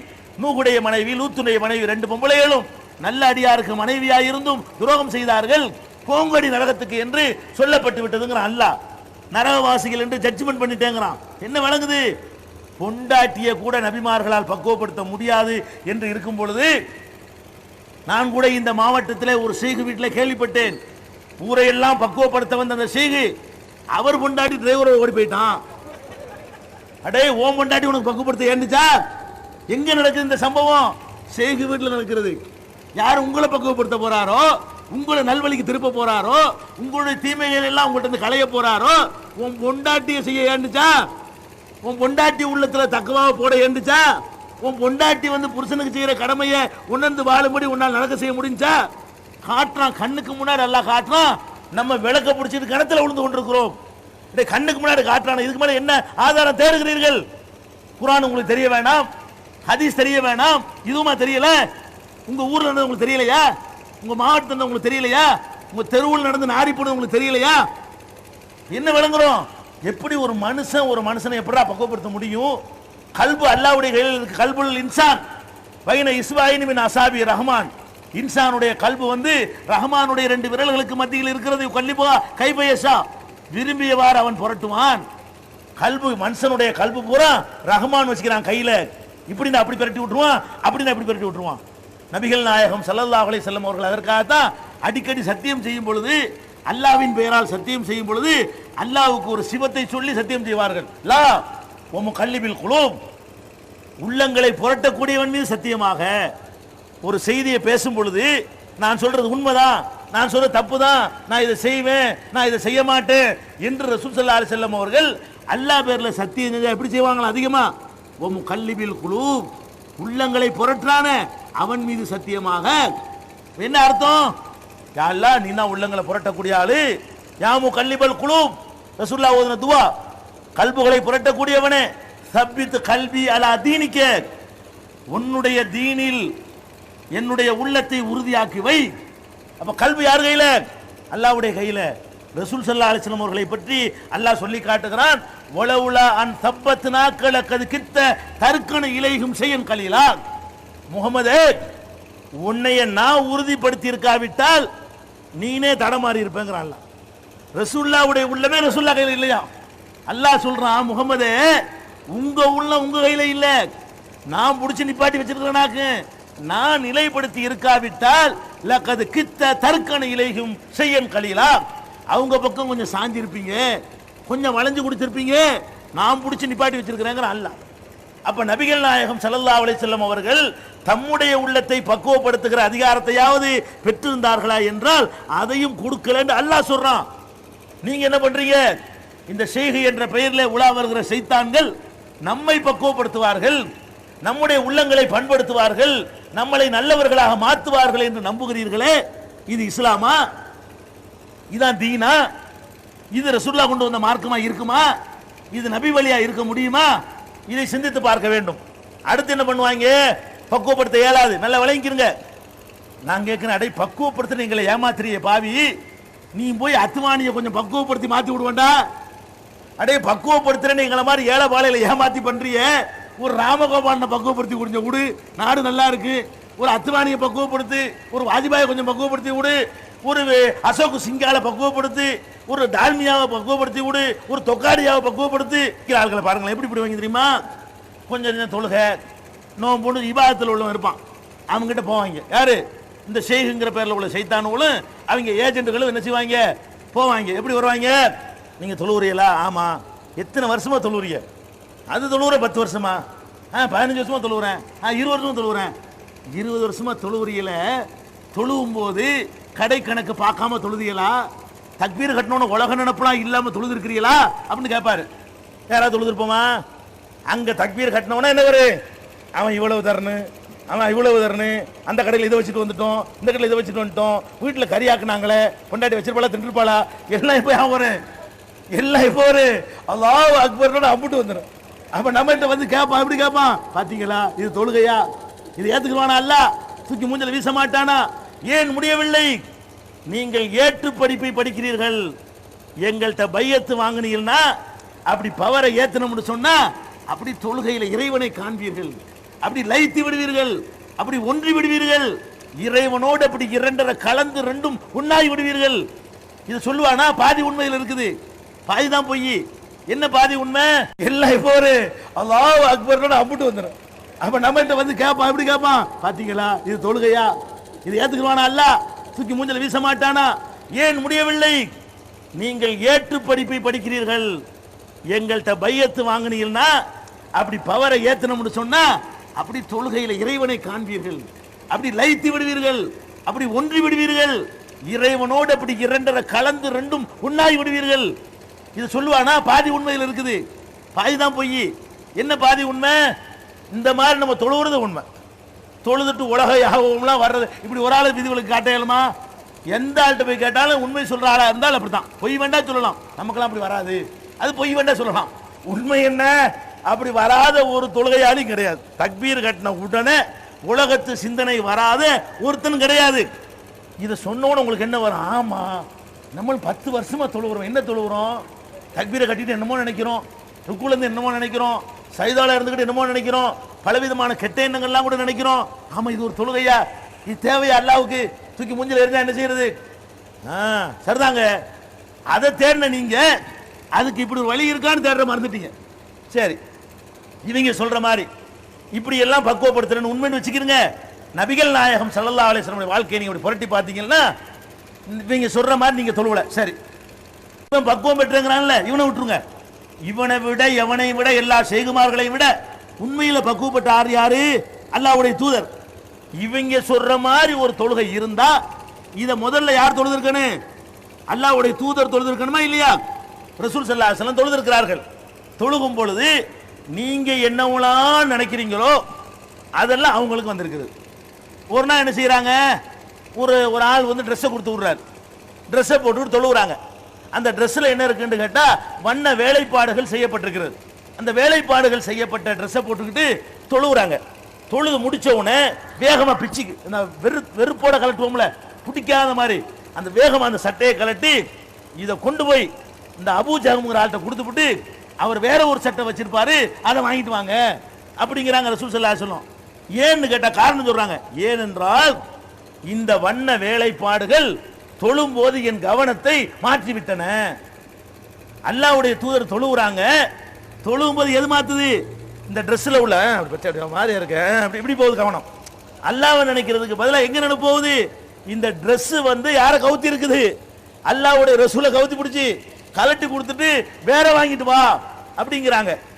வீட்டில் வர்றாங்க ரசூல் ஸல்லல்லாஹு அலைஹி வஸல்லம். தொழுவும் போது முன்னாடி தொழுது முடிச்சிடுறாங்க. முடிச்சிட்டு பார்த்தா முன்னாடி ஸ்கிரீன்ல ஆயிஷா நாயகி வீட்டில் போடப்பட்டிருக்குது ஒரு அழகான வேலைப்பாடு உடைய ஒரு ஸ்கிரீன். ரசூலுல்லாஹ் என்ன சொல்றாங்க? அமீத்தி அண்ணா கராமிக்கு இந்த ஸ்கிரீனை அப்புறப்படுத்து, இது என் தொழுகையை கொஞ்ச நேரத்துக்கு முன்னாடி வீணாக்கிருச்சு. அப்ப முன்னாடி உள்ள ஸ்கிரீனை ரசூலுல்லாஹ் பார்த்தாங்க, அப்படி இரண்டரை கலந்துட வேண்டியதானே? அல்லாஹ் தக்பீர் கட்டினவுடனே அது ஸ்கிரீனா கழுதையா குதிரையான்னு அவங்களுக்கு ஏன் தெரியுது? இரண்டரை கலந்துட வேண்டியதானே? கலக்கல. அதே மாதிரி ரசூல் ஸல்லல்லாஹு அலைஹி வஸல்லம் சொல்றாங்க, ஒரு தொழுகையை ரசூலுல்லாஹ் தொழுவிக்கிறாங்க, 4 ரக்காத் தொழுகை, 2 ரக்காத்துல சலாம் கொடுத்துட்றாங்க. சலாம் கொடுத்துட்டு போய் இந்த மாதிரி ஒரு தூண்ல போய் சாஞ்சிக்கிறாங்க. சஹாபாக்களுக்கும் குழப்பம், என்னடா இது 4 ரக்காத்துல தொழுவணும், 2ஓட சலாம் கொடுத்துட்டு இருந்த இடத்துல உட்காராம எந்திரிச்சு போயிட்டாங்களே அப்படின்னு இப்படி தயங்கி என்ன செய்யறாங்க? சஹாபாக்கள் வர்றாங்க. ஏன் தயங்குறாங்கன்னு கேட்டா நீங்க 2 ரக்காத் தொழுவதும் ரசூலுல்லாஹ் 2 ரக்காத் தொழுவது வித்தியாசம் இருக்குது. ரசூலுல்லாஹ் 2 ரக்காத் தொழுதார்களே, ஆனால் அன்னையிலிருந்து மாறி கூட இருக்கலாம் சட்டம். அல்லாஹ்வுடைய தூதரா இருக்கிறனால அஜர்த்து 2 ரக்காத் தொழுதாருன்னா அன்னையிலிருந்து மாறிச்சு நினைக்க முடியுமா? நினைக்க முடியாது, மாறாது. ரசூலுல்லாஹ்வுடைய மார்க்கம் பூர்த்தி ஆயிடுச்சு. அல்லாஹ்வுடைய ரசூல் 2 ரக்காத் தொழுதவுன சஹாபாக்களுக்கு என்ன குழப்பம்? இன்னைக்கு 2 தொழுது இருக்கிறாங்களே, ஒருவேளை இன்னையிலேருந்து 2 ஆயிருக்குமோ, இன்னையிலேருந்து லோகர் 2 ஆயிடுச்சோ, லோகர் அசர் ஏதோ ஒன்று இன்னையிலேருந்து 2 ஆயிடுச்சோன்னு ஒரு டவுட்டு. அப்படி குழம்பிக்கிட்டு மறந்துட்டாங்களா அல்லது மாறி போச்சா மறந்துட்டாங்களா, மாறி போச்சா மறந்துட்டாங்களான்னுக்கிட்டு இப்படி குழம்பிக்கிட்டு கேள்வி கேட்காம இருக்கிறாங்க. ஒரு ஆள் வர்றாரு, அல்லாஹ்வுடைய தூதர்கிட்ட போய் கேட்கிறாரு, குசிரத்தி சலாத்தம் நசீத்தை யார சொல்லலாம், அல்லாஹ்வுடைய தூதரே தொழுகை சுருங்கி போச்சா, நீங்க மறந்துட்டீங்களா? ஒன்றும் தொழுகை 2 ரக்காத்தை மாறி இருக்கணும், இல்லைன்னா நீங்க மறந்துருக்கணும், என்ன நடப்பு? அதெல்லாம் ஒன்றும் கிடையாதுங்கிறாங்க. அப்ப 2 ரக்காத் தொழுததை சுட்டி காட்டி கூட ஞாபகம் வர மாட்டேங்குது பாருங்க. அப்ப என்ன யாவத்தில் தொழுதாங்கன்னு கேட்கலுமா? இது போய் அல்லாஹ்வுடைய ரசூல் அல்லாஹ்வை தொழுகிறாங்க, அப்ப நாளை கரெக்டாக தொழுதுற வேண்டியதானே? ரசூல் என்ன செய்யறாங்க? இந்த மாதிரி சைத்தான் தொழுகையில நுழைஞ்சு உங்களை என்ன செய்து விடுவான் என்றால், சைத்தான் பண்ணிருக்காங்க, என்ன செய்வான் என்றால் லா எதிரி கம்சல்லா, எத்தனை தொழுதான் என்று அவனுக்கே தெரியாத அளவுக்கு ஆக்கி விடுவான். இந்த நிலை ஒருவருக்கு ஏற்படுமையானால் சலாம் கொடுத்து விட்டு 2 சஜ்தா செய்யவும் சொல்லி அறிவுரையும் சொல்றாங்க, செஞ்சியும் காட்டுறாங்க. என்ன விளங்குது? 2 கலந்து தொழுகிறது என்ற ஒரு மெத்தேடு மார்க்கத்தில் இல்லை, அப்படி முடியாது, அப்படி யாரும் தொழுது கிடையாது. நபிகள் நாயகம் ஸல்லல்லாஹு அலைஹி வஸல்லம் சொல்றாங்க, நான் நீண்ட நேரம் தொழ வேண்டும் என்று போய் இமாமத்தில் நிற்பேன். நிற்கும் பொழுது என்ன ஆகும்னு கேட்டா, ஒரு குழந்தையின் அழுகை சத்தம் எனக்கு கேட்கும். ரொம்ப நேரம் தொழணும் தான் போய் நிற்பேன், குழந்தை அழுகை சத்தம் கேட்கும். குழந்தை அழுகை சத்தம் எங்க கேட்கும்? பள்ளிவாசல்ல. பள்ளிவாசல்ல ஏன் கேட்குது? பள்ளிவாசல்ல பெண்களும் தொழ வந்தார்கள். ரசூலுல்லாஹ் காலத்தில் பெண்களுக்கும் அனுமதிக்கப்பட்டுச்சு, பெண்களும் பள்ளிக்கு வரணும், வந்து தொழணும், அவங்க நல்ல செய்தி கேட்கணும் என்று ரசூலுல்லாஹ் விரும்பி அதுக்கு அனுமதி கொடுத்தாங்க, கட்டாயப்படுத்தல, அனுமதி கொடுத்திருந்தாங்க. அப்ப அந்த மாதிரி குழந்தையும் தூக்கிட்டு சில பெண்கள்லாம் வர ஆரம்பிச்சுட்டாங்க. குழந்தை ஒரு பக்கத்தில் போட்டுவிட்டு அவங்க தொழ ஆரம்பிச்சிருவாங்களா, குழந்தை அழுவுமா? ரசூலுல்லாஹ் சொல்றாங்க, நான் நீண்ட நேரம் தொழுவணும்னு சொல்லி தான் வந்து நிற்கிறேன். ஒரு குழந்தை அழுகின உடனே என் மனசுல என்ன படுது என்று கேட்டால், இந்த தாய் என்ன பாடுபடுவான், இந்த குழந்தைய கொண்டு வந்து தொலை வந்திருக்கிறாள் ஒரு அம்மா, அவள் மனசு என்ன பாடுபடும் என்பதற்காக வேண்டி நீட்டி தொழ வேண்டும் என்று நான் நின்ற தொழுகையை சுருக்கி தொழுகிறேன். இதுல என்ன வழங்குது? 2 கலந்து ஒன்றி போயிட வேண்டியதானுங்க. குழந்தை அழுது அவளுக்கே தெரியுதுங்கிறேன். அடே, நீ சொல்லக்கூடிய ஒரு தொழுகை மார்க்கத்தில் இருந்தா இவன் நம்மளை ஏமாத்துறதுக்காக சொல்றான், ஒன்றி போயிருவோண்டு. வேணும்னா தொழுகையில தக்பீர் கட்டி நில்லு, முதுகுல வாங்கி குத்துறேன், தெரியாம நிப்பியா? அது டெஸ்ட் பண்ணி பார்க்கணும்ல. உங்கள்ட்ட சும்மா சொல்றான், அப்படி நாங்க ஒன்றி போய் தொழுவோம். ஒரு ஒன்றி போய் தொழுவோம். மனுஷனா தான் தொழுவ முடியும். மனுஷன் மனுஷத்தன்மைக்கு அப்பா ரோபோட் மிஷினு தான் அப்படி செய்ய முடியும். மனுஷனுக்கு அப்படி முடியாது. குனிண்டா குனியாது, நிமிருண்டா நிமிரு, அதுக்கு சிந்தனை கிடையாது, அதுக்கு மூளை கிடையாது. நீங்க ரோபோட் மிஷினா? மனுஷன்டா மனுஷனா தான் இருப்பான். மனுஷனுக்குள்ள எல்லா சைத்தாங்களையும் நடக்கத்தான் செய்யும் உள்ளுக்குள்ள. இதை வென்றுலாம் எடுத்துட்டு எவனாக சொன்னான்னு சொன்னா அது பொய். கண்ட்ரோல் தான் பண்ணணுமே தவிர அப்படி வரும் அவுது பில்லாஹி மினஷ் ஷைத்தானிர் ரஜீம் மறுபடியும் போய்கிட்டே இருக்கணும். மறுபடியும் வரும், நாளைக்கு வரும், நாளை கழிச்சு வரும், 2 ரக்காத்துல வரும், அதுல கண்ட்ரோல் பண்ணா 3லயும் வரும், சலாம் கொடுக்குற வரைக்கும் வரும். சலாம் கொடுத்துன்னு வராது. அது சைத்தா இருக்கிறாங்க ஆதாரம். சைத்தா இருக்கிறாங்க ஆதாரம் என்ன? தொழுகைக்குள்ள வர்ற அம்புட்டு எண்ணத்துல ஒன்னாச்சு சலாம் கொடுத்துட்டு வரமாட்டு பாருங்க. சலாம் கொடுத்தா வராது. அப்பதான் அந்த மார்க்கம் உண்மைன்னு விளங்குது. அந்த இடத்துல மட்டும் பூட்டு வருது. இப்ப இப்லீஸ் இருக்கிறோம், எங்க போய் நம்புறோம் நினைக்கிறோமே, இங்க நம்புறோம். ஆமாடா, கரெக்டா பாரு, தக்பீர் கட்டணும், கரெக்டா வர்றான், சலாம் கொடுத்துட்டு ஓடி போயிடுறான். அப்புறமேலு ஒண்ணுமே அவன் பண்ண மாட்டேங்கிறான். நம்மள நம்ம வாட்டுக்கு நம்மளா தான் இருக்கிறோம். இப்படியான விஷயங்கள்லாம் பண்றது இல்லை. 2 நிலை நமக்கு ஏற்படுவது இல்லை. தொழுகையில மட்டும்தான் 2 நிலை ஏற்படுது. அப்ப நான் என்ன கேட்கிறேன், அப்படி ஒன்று போய் ரசூலுல்லாஹ் தொழுது இருப்பார்களே, ஆனால் அது ஏன் குழந்தை அழுவுறது தெரிஞ்சிச்சு? அதுக்காக ஏன் ஏற்கனவே எடுத்த முடிவை மாற்றணும், சுருக்கியதுக்கு தொழுவணும், இவ்வளவு முடிவு எடுக்கிறாங்க தொழுதுகிட்டு இருக்கும்போது? என்ன விளங்குது? இவங்க சொல்ற மாதிரி ஒரு இபாதத்து இஸ்லாத்துல கிடையாது. அப்படியெல்லாம் ஒன்றி போய் எந்த மகானும் எந்த பெரியாரும் எந்த மௌலானாவும் தொழுது இல்ல. கதை விடுவாங்க.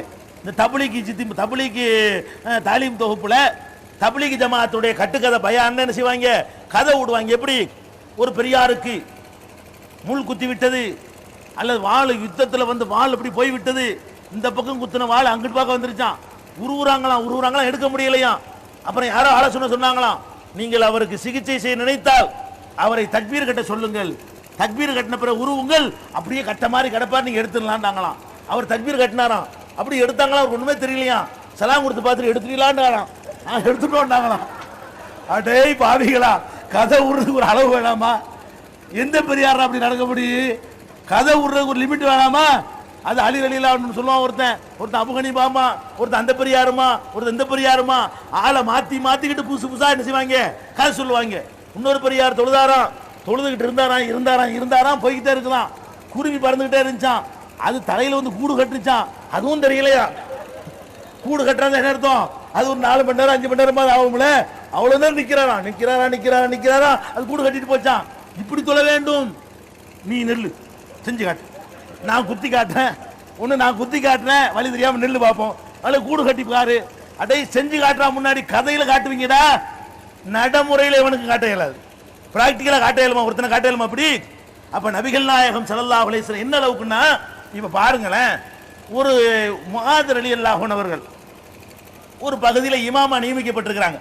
ரசூல் ஸல்லல்லாஹு அலைஹி வஸல்லம் காலத்துல இங்க வந்து தொழுதுட்டு அங்க போய் தொழுவிப்பார். முஆதுங்கிற சஹாபி அவர் என்ன பண்றாருன்னு கேட்டா, பெரிய பெரிய சூறாவை என்ன செய்யறாரு, ஓதி தொழுவிக்கிறாரு. ஒரு நாள் என்ன செய்யறாரு, ஒரு சஹாபி வர்றாரு, சுபு தொழுக, அவர் வந்து சுபுல நிக்கிறாரு, இவர் பெரிய சூறா ஓதுறாரு.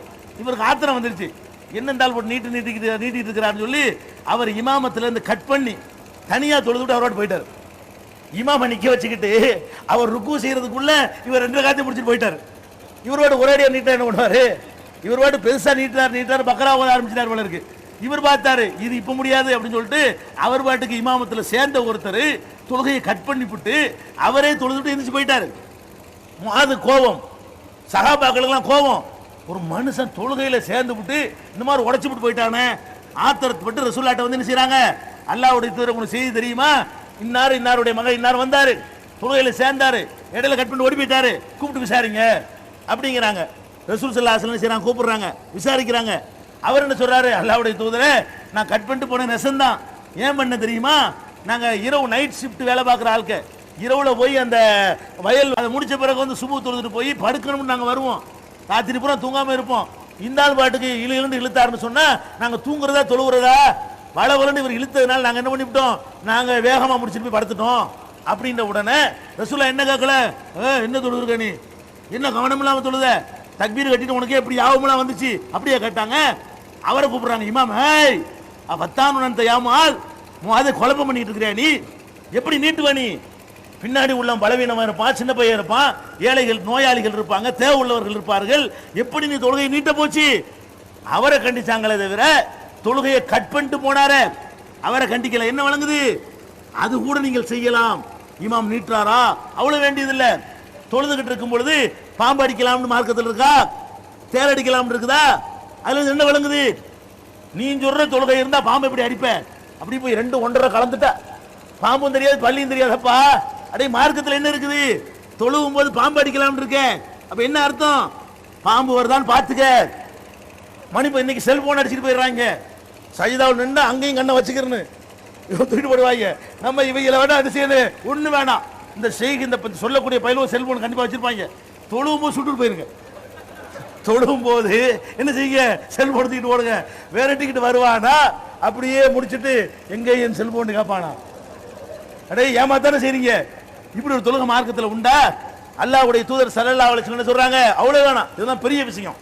ஒரு மனுஷன் தொழுகிறான், தொழுவும் போது குறுக்க போகக்கூடாதுன்னு சட்டம் இருக்கா இல்லையா, குறுக்கண்டா என்ன, அவனுக்கும் அவன் சஜிதா செய்யற இடத்துக்கு மத்தியில் உள்ளதான் குறுக்க. இப்ப நாங்க நிக்கிறேன், இந்த இடத்துல சஜிதா செய்வேன், இதுக்கெல்லாம் ஒரு ஆள் போகக்கூடாது, என் கடமை என்ன, முன்னாடி ஒரு சுத்ரா ஒன்று வச்சுக்கிறணும், சரி இப்படி நின்றுகிட்டு இருக்கிறோம், அப்படி இருந்து ஒரு ஆள் குறுக்க போறாரு, ரசூலுல்லாஹ் என்ன சொல்றாங்க, அப்படி இருந்தும் குறுக்க போனானே ஆனால் அவனை தடுங்க. வீர் கட்டு நம்மள என்ன சொல்றாங்கன்னா, குறுக்க எவனாச்சும் போறான்னு பார்த்துக்கிட்டே இருக்கிறாங்க. எது சொல்லல, ஏய் தொழுக போனா ஒன்றி போயிரு, குறுக்க போனாலும் கவனிக்காத, நெடுக்க போனாலும் கவனிக்காத, அப்படி சொல்லல, குறுக்க எவனாச்சும் வர்றானான்னு பார்த்துக்கிட்டே இரு, கையை நீட்டி தடு, மீறிக்கிட்டு போனா இருக்குங்கிறாங்க. இல்ல வைன்னபா வள்ளி காத்திலுகு, மறுத்தான்னு சொன்னா ஒரே அடிய சண்டை போட வந்துட்டேன் தொழுகிட்டு இருக்கும்போது, பொய்னகு சைத்தான், அவன் சைத்தான் விடாதவன, அது எப்படி தொழுகிற ஆளு குறுக்கவன் போவான். அப்ப கையை நீட்டி தடுக்க சொல்றாங்க, மீறினா அடிக்க சொல்றாங்க. என்ன விளங்குது இதுல, நீ சொல்லக்கூடிய தொழுகை இல்ல, இந்த தொழுகை 2.5 கலந்து விட்ட தொழுகை, உலகமே தெரியாத தொழுகை, அல்லாஹ்வும் மனுஷனும் ஒன்னாகி விடக்கூடிய தொழுகை, மனுஷன் தன்னுடைய நிலையவே இழந்து விடக்கூடிய தொழுகை, அப்படி ஒன்று இருக்குதா? அல்லாஹ்வுடைய தூதருக்கு இல்லை என்றால் எவனுக்கும் இல்லை. எத்தனையோ சந்தர்ப்பங்கள் நம்ம பார்க்கிறோம், நபிகள் நாயகம் ஸல்லல்லாஹு அலைஹி வஸல்லம் தொழுகிறாங்க, பக்கத்துல வந்து இப்னு அப்பாஸ் வந்து இடதுபுறமா நிக்கிறாரு, ராத்திரி நேரம் வீட்டுல தொழுகிறாங்க, இரவு தொழுக, அவர் என்ன பண்றாரு, இப்படி இடது பக்கமா வந்து நிக்கிறாரு. அப்ப ரசூலுல்லாஹ் என்ன செய்யணும், ஓன் தொழுகை தொழுதா நினைஞ்சிருக்கணும், இப்படி நின்று ஒன்றும் தெரியக்கூடாது. இப்னு அப்பாஸ் வந்ததும் தெரியக்கூடாது, நின்றதும் தெரியக்கூடாது. தொழுதுகளும் முடிச்சுட்டு பார்த்து என்னப்பா அங்க நிக்கிறேன்னு கேட்டிருக்கணும். நின்றது தெரியுது, என்ன தெரியுது, பிடிச்சி இழுத்து நிப்பாட்டுறாங்க. என்ன இங்க நிக்கிற, இப்படி வா. தொழுதுகிட்டு இருந்த ரசூலுல்லாஹ் என்ன பண்றாங்க, இடது பக்கம் நிக்கிறவர் பிடிச்சி இழுத்துக்கிட்டு காதை பிடிச்சி இழுத்துட்டு வந்து இப்படி வந்து நில்லு, இந்த வலது பக்கம் நிப்பாட்டுறாங்க. இப்ப என்ன வழங்குது, வந்து நிக்கிறது தெரியுது, பிடிச்சி இழுத்துட்டு வர்றாங்க. அதை விடுங்க, ரசூலுல்லாஹ்வுடைய ஒரு பேத்தி. எதுக்கு இதெல்லாம் சொல்றேன், இந்த சம்பவங்களை எல்லாம் இந்த பாவிகள், இந்த மூடர்கள் அறிந்திருப்பார்களே, ஆனால் இப்படி உங்களை ஏமாத்துவாங்களா, இதை சொல்லி உங்களை கெடுப்பாங்களா, இதை சொல்லி நாங்க பக்குவப்படுத்த போறோம்னு சொல்லுவாங்களா? நபிகள் நாயகம் ஸல்லல்லாஹு அலைஹி வஸல்லம் பேத்தி உமாமா, ஜெயினப் அவர்களுடைய மகள் உமாமான்னு ஒரு பேத்தி இருந்தது. அது ரொம்ப சேட்டை பண்ணும், அந்த குழந்தைகள் என்ன பண்ணும், ரொம்ப சேட்டை பண்ணும். ரசூலுல்லாஹ் மடியிலே உட்கார்ந்துக்கணும், தொழுவும் போது விடாது, அந்த ஒட்டு புல்லு மாதிரி ஒட்டிக்கணும். அந்த மாதிரி ரசூலுல்லாஹ் மேல பிரியம் வச்சிருந்த ஒரு பேத்தி இருந்துச்சு. அது என்ன, ரசூலுல்லாஹ் தொழுவ போவாங்களா, விட்டாது. ரசூலுல்லாஹ் என்ன செய்வாங்க தெரியுமா, தூக்கி தோல்ல வச்சுக்கிட்டு தொழுவாங்க. தோல்ல வச்சு நல்லா தலையை பிடிச்சிக்கிற சொல்லிவிட்டு அல்லாஹ் அக்பர் என்ன செய்வாங்க, தக்பீர் கட்டி தொழ ஆரம்பிச்சிருவாங்க. நிக்கிற வரைக்கும் பேசாம உட்காந்து தலையில உட்காந்துக்கிட்டு இருக்கும். அப்புறம் ருக்குக்கு போவாங்கல்ல, அப்படி இறக்கி வச்சு விட்டு ருக்கு செய்வாங்க. இறக்கி வச்சுவிட்டு அப்ப ஏன் இது என்ன தொழுகை, இது என்ன தொழுகைன்னு கேட்கிறேன். உன் பார்வையில் பார்த்தா தொழுகை இல்லைன்னு நீ, அல்லாஹ்வுடைய தூதர் இப்படி தான் தொழுது இருக்கிறாங்க. அப்ப நம்ம என்ன விளங்குறோம், மனுஷன் வந்து மனுஷ நிலையை மாற்றிவிட்டு தொழுகிறது என்ற தொழுகை ஒரு இபாதத்து கிடையவே கிடையாது இஸ்லாத்தில். அப்படி எவனா சொன்னா ஏமாத்துறான், அப்படி நிஷ்டையில் இருக்கிறாரு, தவத்தில் இருக்கிறாரு, ஒண்ணுமே தெரியாது, எல்லாம் கட்டுக்கதை, ஃப்ராடு, பித்தலாட்டம், மோசடி. அவனை டெஸ்ட்டுக்கு நிப்பாட்டினா, சோதனைக்கு நிப்பாட்டினா அவன் ஒரு ஃப்ராடுக்காரன் நிரூபித்து விட முடியும். இப்படி ஒழித்து கட்டின இஸ்லாமிய மார்க்கத்தில் பிற மதங்களிலிருந்து காப்பி அடித்து இந்த நிஷ்டை, இந்த தவம், இந்த மாதிரி ஒன்றி போறது, இரண்டரை கலந்து போறது, அத்வைதம், அல்லாஹ்வும் மனுஷன் ஒண்ணு, மனுஷன் அல்லாஹ் ஒண்ணு என்றெல்லாம் நம்மளை ஏமாத்தி பிராடம் செய்து கொண்டிருக்கிறார்கள் என்பதற்காக இந்த தகவலை சொல்றேன். இதை சொல்லி உங்களை வந்து பிடிப்பார்கள். அடுத்து என்ன பண்ணுவான் தெரியுமா, இது ஓகே, இப்படி உங்களை எப்படிலாம் பிடிக்கிறான்னு பாருங்க, இதுல ஏமாந்துடக்கூடாது. அவன் சொன்னான் என்ன பண்ணணும், நீ நெசமா ஒன்றி போயிருக்கிறியா, உன்னை நாங்கள் டெஸ்ட் பண்ணி பார்க்கட்டுமா, ஒரு கத்தினால தொழுகையில் நிற்கும் போது முதல்ல குத்தி காட்டட்டுமா, நீ வலிக்காம நின்று காட்டுறியா, ஆடாம நின்று காட்டுறியா, அசையாம நின்று காட்டுறியான்னு கேட்கணும். அப்புறம் வாயை திறக்க மாட்டான். அடுத்து என்ன செய்வாங்க, இந்த தரிக்காங்கிற பேர்ல ஒருத்தனை செய்கணும் கொண்டாந்து வச்சு அவங்கள வந்து பூஸ்ட் பண்ணுவதற்கு இன்னொரு வாதத்தை வைப்பாங்க. என்ன வாதம், இஸ்லாத்துல ரெண்டு ஞானம் இருக்கிறது. ஒன்னு வந்து நீங்க எல்லாம் படிக்கிற ஏட்டு படிப்பில் உள்ள ஞானம், இன்னொரு ஞானம் இருக்கிறது, அதுக்கு பேர் மெஞ்ஞானம். அது எப்படி விளங்காது, படிச்சு விளங்காது, ஏட்டுல படிக்க இயலாது அப்படின்னு சொல்லிவிட்டு அந்த ஞானத்தை நீங்கள் பெறுவதாக இருந்தால் ஒரு பெரியார்கிட்ட தவம் பெற வேண்டும் சொல்லி அதுக்கு சில ஆதாரங்களை கொண்டாந்து உங்கள்கிட்ட போடுவாங்க. என்ன போடுவாங்க, முதல்ல எடுப்பாங்க ஹிலர் நபி, மூசா நபி, ஹிலர் நபி இருக்காங்கல்ல, மூசா நபிக்கும் ஹிலர் நபிக்கு நடந்த அந்த சம்பவம் இருக்கு பாருங்க, அதை கொண்டாந்து உங்கள்கிட்ட விடுவாங்க. எப்படி விடுவாங்க பாத்தீங்களா, மூசா நபி எவ்வளவு பெரிய நபி, அல்லாஹ்ட்ட இருந்து வஹி வந்துச்சு, தௌராத் வேதத்தை அல்லாஹ் அவர் கொடுத்திருந்தான், அவ்வளவு பெரிய சிறந்த ஒரு நபியாக அல்லாஹ் ஆக்கியிருந்தான். ரசூலுல்லாஹ்வை மாதிரி ஆட்சி அதிகாரத்தை அவர் கொடுத்தான் அல்லாஹ். அவரை பத்தி தான் குர்ஆன்ல அதிக இடத்துல எல்லாம் சொல்லி காட்டுகிறான், அதிகமான அத்தாட்சிகளை அவர் கொடுத்திருந்தான். அப்படி எல்லாம் இருந்த ஒரு நபி வந்து வஹி பெற்றிருந்தும் கூட, வேதத்தை பெற்றிருந்தும் கூட, இன்னொரு வகையான இல்மை அவருக்கு அல்லாஹ் கொடுக்கவில்லை. அந்த இல்மை அறிந்து கொள்வதற்காக வேண்டி அல்லாஹ் என்ன பண்றான், ஹிலர் ஒரு ஆள்கிட்ட அனுப்பி வைக்கிறான். அங்க போகிறார், அவர் மூசாவுக்கு தெரியாத பல ஞானங்களை கற்றுக் கொடுக்கிறார். அதில் என்ன விழுகிறது, நபி என்ற அடிப்படையில் கிடைக்கிற இல்மை விட, ஞானத்தை விட ஹிலர் நபிங்கிற நபி இல்லையா, அவர் வலியா, மகானா, மகான் என்ற முறையிலே தவம் செய்து பெற்றிருக்கார் பாருங்க. அவருக்கு மறைவானதெல்லாம் தெரியும். மூசா நபிக்கு என்ன தெரியாது, மறைவு தெரியாது. முதுகுக்கு பின்னாடி நடக்கிறது மூசாவுக்கு தெரியாது, அடுத்த ஊரில் நடப்பது மூசாவுக்கு தெரியாது. ஹிலருக்கு தெரிஞ்சிச்சா இல்லையா அப்படின்னு கேட்டு அந்த சம்பவத்தை எடுத்துக்கொண்டு வைப்பாங்க. ஆமா, அந்த சம்பவம் நடந்த உண்மைதானே. மூசா நபி ஹிலர் நபி சம்பவம் தெரியுமா இல்லையா? மூசா நபி அவர்கள் மக்கள்கிட்ட பிரச்சாரம் பண்ணிக்கிட்டு இருக்கும் பொழுது ரொம்ப அறிந்தவர் யாருன்னு ஒருத்தர் கேட்பாரு. மூசா நபி என்ன பண்ணுவாங்க, நான் தான்ருவாங்க. அப்படி சொல்லியிருக்க கூடாது. என்ன பண்ணியிருக்கணும், அது அல்லாஹ்வுக்கு தான் தெரியும்னு அவங்க சொல்லி இருக்கணும். அவங்க என்ன பண்ணிடுவாங்க, நான் தான் உள்ளதுல ரொம்ப அறிவாளி அப்படின்ட்டுருவாங்க. அந்த சமுதாயத்தில் அவர் தான் அறிவாளி, இருந்தாலும் அது அல்லாஹ்வுக்கு பிடிக்கல.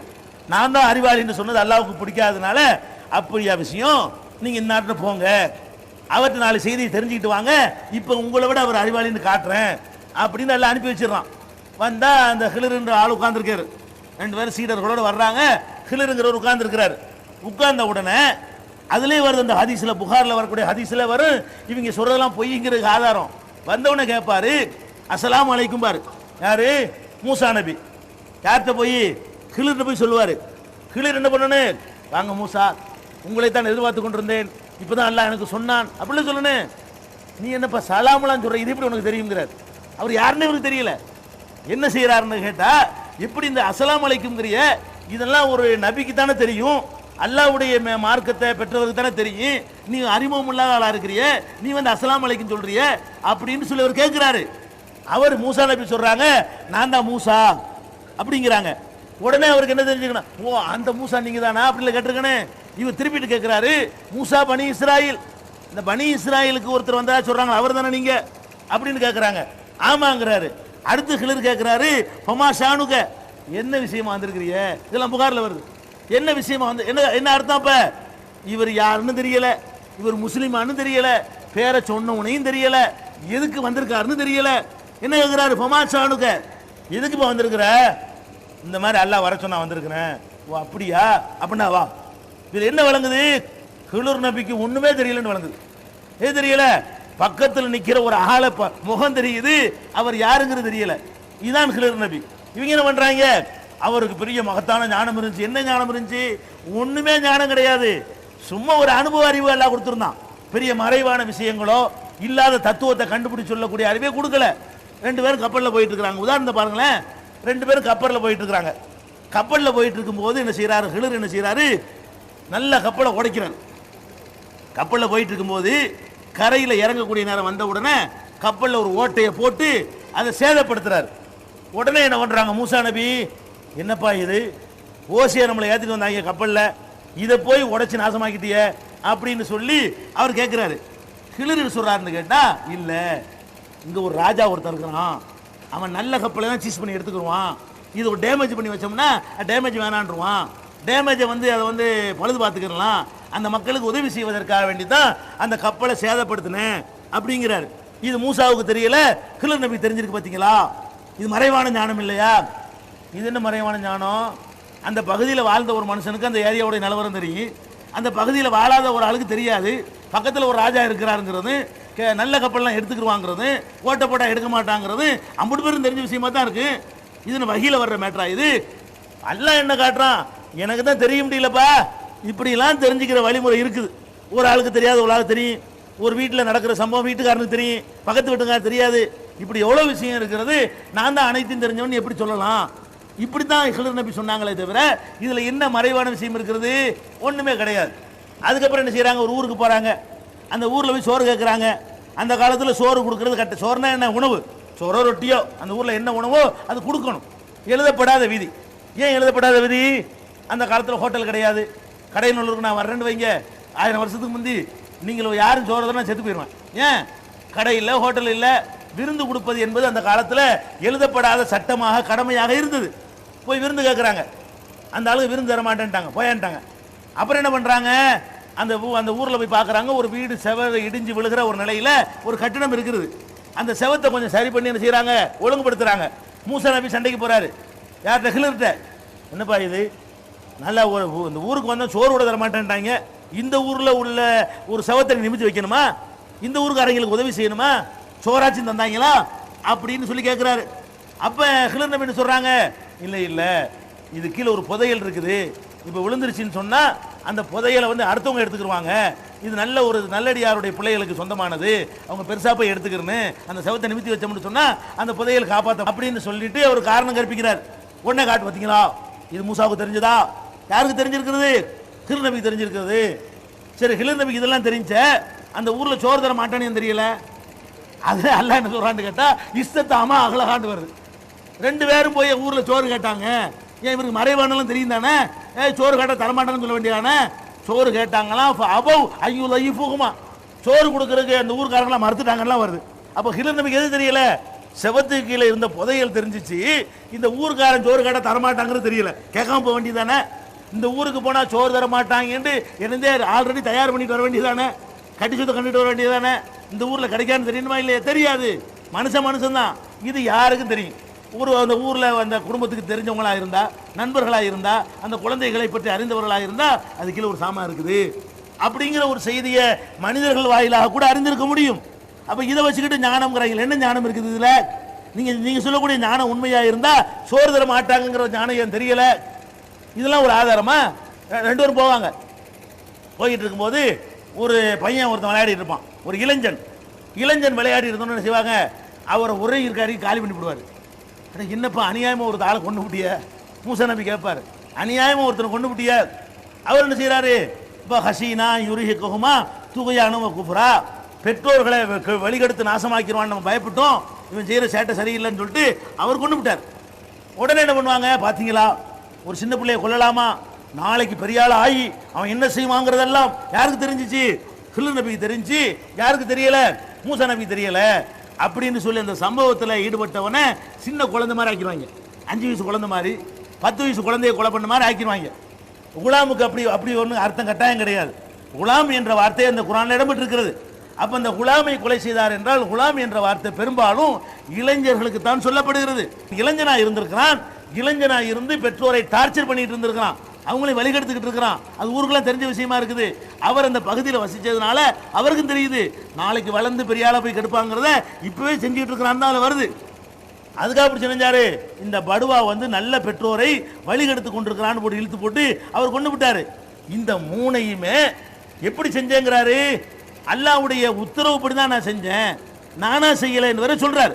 அப்ப அந்த மாதிரி ஒரு அல்லாஹ்விலிருந்து ஒரு ஆர்டர் வஹி தான் அவர் அதை செஞ்சார் என்பது வருகிறது. அப்ப இதை வைத்துக்கொண்டு என்ன செய்யறாங்க, நபி மூலமாக நுபுவத்துக்கு மூலமாக கிடைக்கிற இல்மை விட தவத்தின் மூலமாக கிடைக்கிற இல்மும் கூடுனதுங்கிறாங்க. நீ என்ன பண்ணனு? ஹில்ரு நபி தவம் செஞ்சாருங்கிறது காட்டு. அவர் யார்கிட்ட முரீது வாங்கினாரு, எந்த பையத்து வாங்கினாரு, எந்த அடிப்படையில் இந்த நீ சொன்ன இல்மு உண்மையா இருந்தால் அப்படிலாம் ஆதாரம் காட்டுமா இல்லையா? இதை கொண்டாந்து காட்டுவாங்க. அடுத்து என்ன பண்ணுவாங்க? அபூ ஹுரைரா சொல்லுவாங்கல்ல, ரசூலுல்லாஹ்விடமிருந்து 2 பைகள் நிறைய ஞானத்தை பெற்றுக்கொண்டேன், ஒரு பையை எல்லாருக்கும் அவுத்து விட்டுட்டேன், இன்னொரு பையை அவுத்து விட்டேன்னு வைங்க என் கழுத்தை அறுத்து போடுவாங்க அப்படின்னு சொல்லுவார்.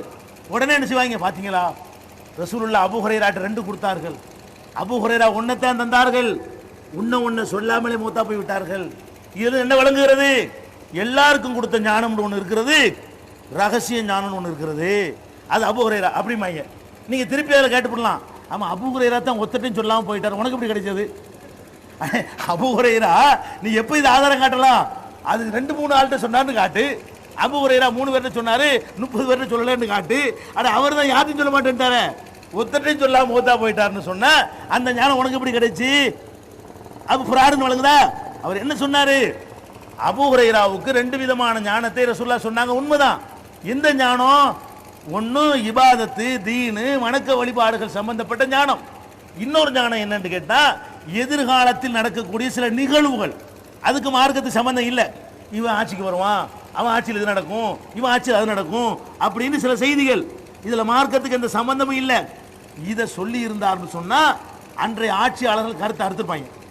அன்றைய ஆட்சியாளர்கள் செய்கிற அக்கிரமத்தை பற்றி அபூ ஹுரைரா முன்னறிவிப்புன்னு சொன்னார்னு வைங்க, ஆளை காலி பண்ணியிருப்பாங்க. அதைத்தான் அவர் மறைச்சாரே தவிர அவர் மார்க்கத்தை மறைக்கவே இல்லை. அனைவருக்கும் பொதுவாக ரசூலுல்லாஹ் கொடுத்த செய்தி எதையுமே அவர் மறைக்கவே இல்லை. அவர் தான் அதிகமாக ஹதீஸ் அறிவிச்ச சஹாபியா இருந்தார். அதை பத்தி கூட அந்த காலத்தில் விமர்சனம் பண்ணாங்க. அக்ஸர் அபூ ஹுரைரா, அபூ ஹுரைரா நிறைய சொல்றாருங்கிற. அதுக்கு அவர் பதில் சொன்னாரு, நான் நிறைய சொல்றேன், வாஸ்தவம் தான். 2 காரணம்.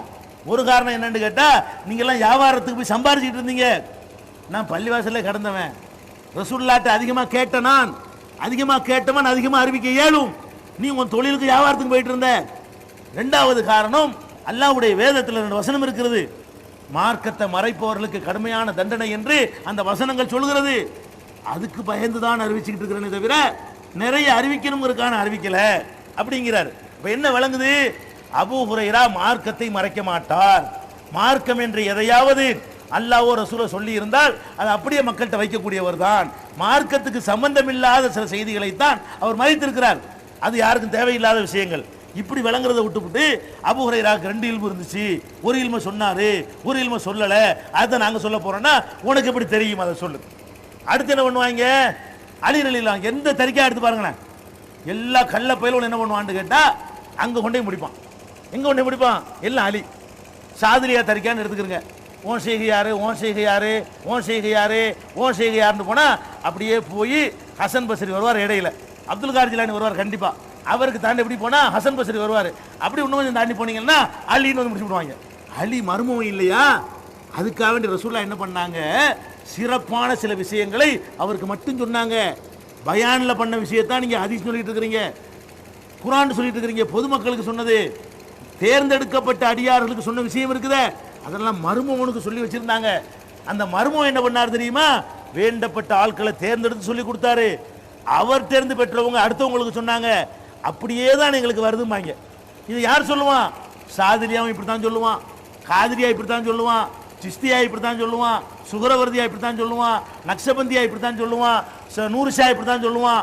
எல்லா தரிகா காரணம்னு சொல்லி முடிக்கிறது என்னன்னா, அப்படியே போய் அப்துல் கார் ஜிலானிக்கு போய், அப்படியே ஹசன் பஸ்ரிக்கு போய், அப்படியே அலிட்ட கொண்டே முடிச்சிருவாங்க.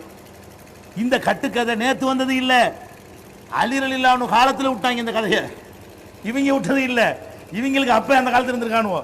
அலி காலத்தில் என்ன பண்ணிட்டாங்கன்னா, ரசூல் ஸல்லல்லாஹு அலைஹி வஸல்லம் உடைய மார்க்கம் ரெண்டு வகை.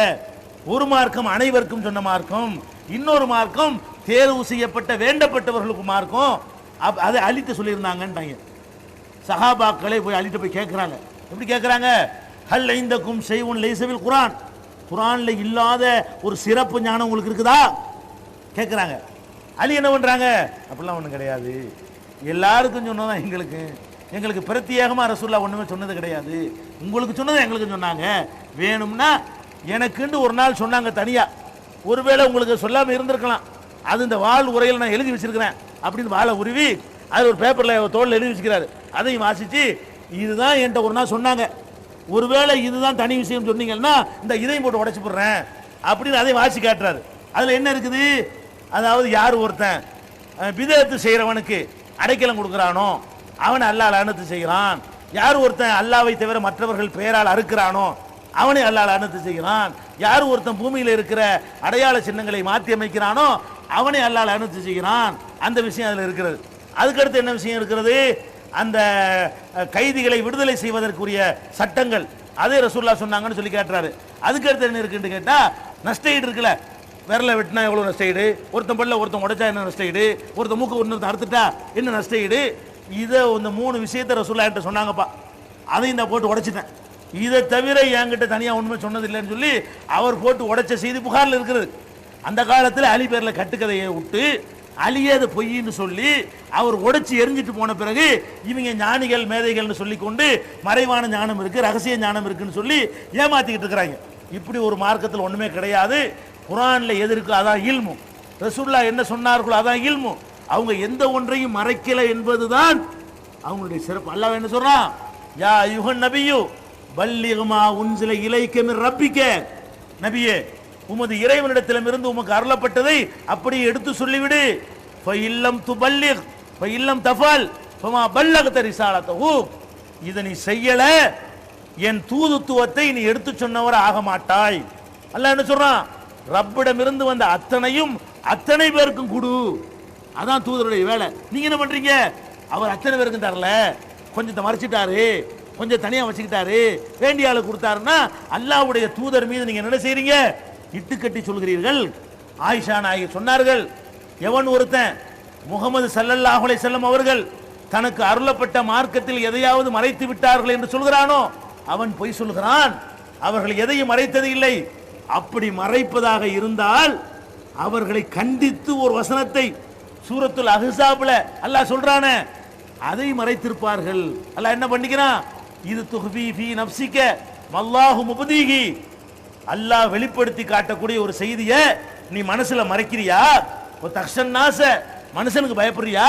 வல்லாஹு அஹக்கன் தக்ஷாஹு, நீ பயப்படுவதற்கு அல்லாஹ் அதிக தகுதியானவன், எப்படி நீ மறைக்கலாம் அப்படின்னு சொல்லி அல்லாஹ் கண்டிக்கிறானே அதை மறைத்திருப்பார்கள்.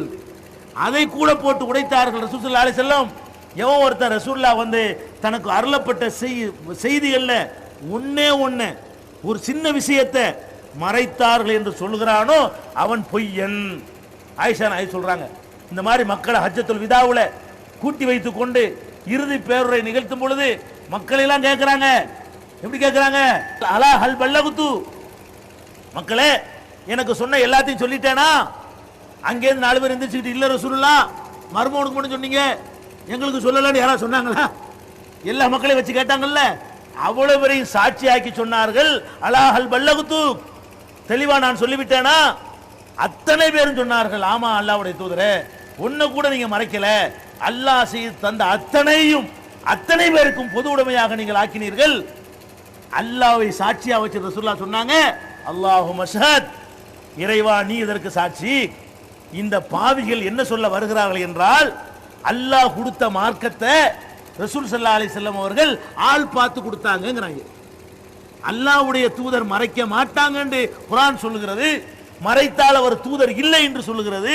ஆயிஷா நாயகி சொல்கிறார்கள், அல்லாஹ்வுடைய தூதர் அத்தனை பேரையும் சாட்சியாக்கி சொல்கிறார்கள். இந்த பாவிகள் தரிகா கூட்டம் சொல்கிறது, நபிகள் நாயகத்திற்கு அருளப்பட்ட மார்க்கத்தை அவர்கள் மறைத்து விட்டார்கள், சிலதைத்தான் சொன்னார்கள், சிலதை ஆள் பார்த்து சொன்னார்கள். அட பாவிகளா, ஆதன்துக்கும் அலா சவா, அல்லாஹ் சொல்றான். அல்லாஹ் என்ன சொல்றான்? மக்களே அனைவருக்கும் சமமாக அறிவித்து விட்டேன். ரசூலுல்லாஹ் கொண்டு வந்த மார்க்கத்தை எப்படி சொன்னாங்களாம்? உனக்கு மட்டும் தனியா காதுல சொல்றேன், உனக்கு வேற சொல்றேன், உனக்கு வேற சொல்றேன்னு சொல்லலையா? ஒரு செய்தி சொல்லப்படுமானால் ஆதன்துக்கும் அலா சவா, அனைவருக்கும் சமமாக அறிவித்து விட்டேன். உனக்கு சொன்னதான் உனக்கும், உனக்கு சொன்னதான் உனக்கும், மருமகனுக்கு சொன்னதான் மாமனாருக்கும், அப்பனுக்குள்ளதான் பிள்ளைக்கும், பொம்பளைக்குள்ளதான் ஆம்பளைக்கும், அப்படி அனைவருக்கும் பொதுவாக நான் அறிவித்து விட்டேன் என்று சொல்ல சொல்லி அல்லாஹ் குர்ஆன்ல கட்டளை எடுக்கிறான். அப்ப நபிகள் நாயகம் ஸல்லல்லாஹு அலைஹி வஸல்லம் அவர்கள் மார்க்கத்தில் மறைத்தார்கள் என்று சொல்லக்கூடிய சித்தாந்தம், இந்த சூஃபி சித்தாந்தம், இவர்களுடைய கேடுகட்ட சிந்தனை எந்த அளவுக்கு போகுது என்றால், முக்கியமான விஷயம், ஒருத்தன் முரீது வாங்க போயிட்டான்னு சொன்னா என்ன பண்ணணுமா? அதான் பாயிண்ட்டுங்க. இதுல ஏன் உழுவுறாங்க தெரியுமா? முரீதுன்னு நீங்க வாங்கினீங்கன்னு வைங்க, ஷேகிட்ட நீங்க எப்படி ஆயிரணுமா?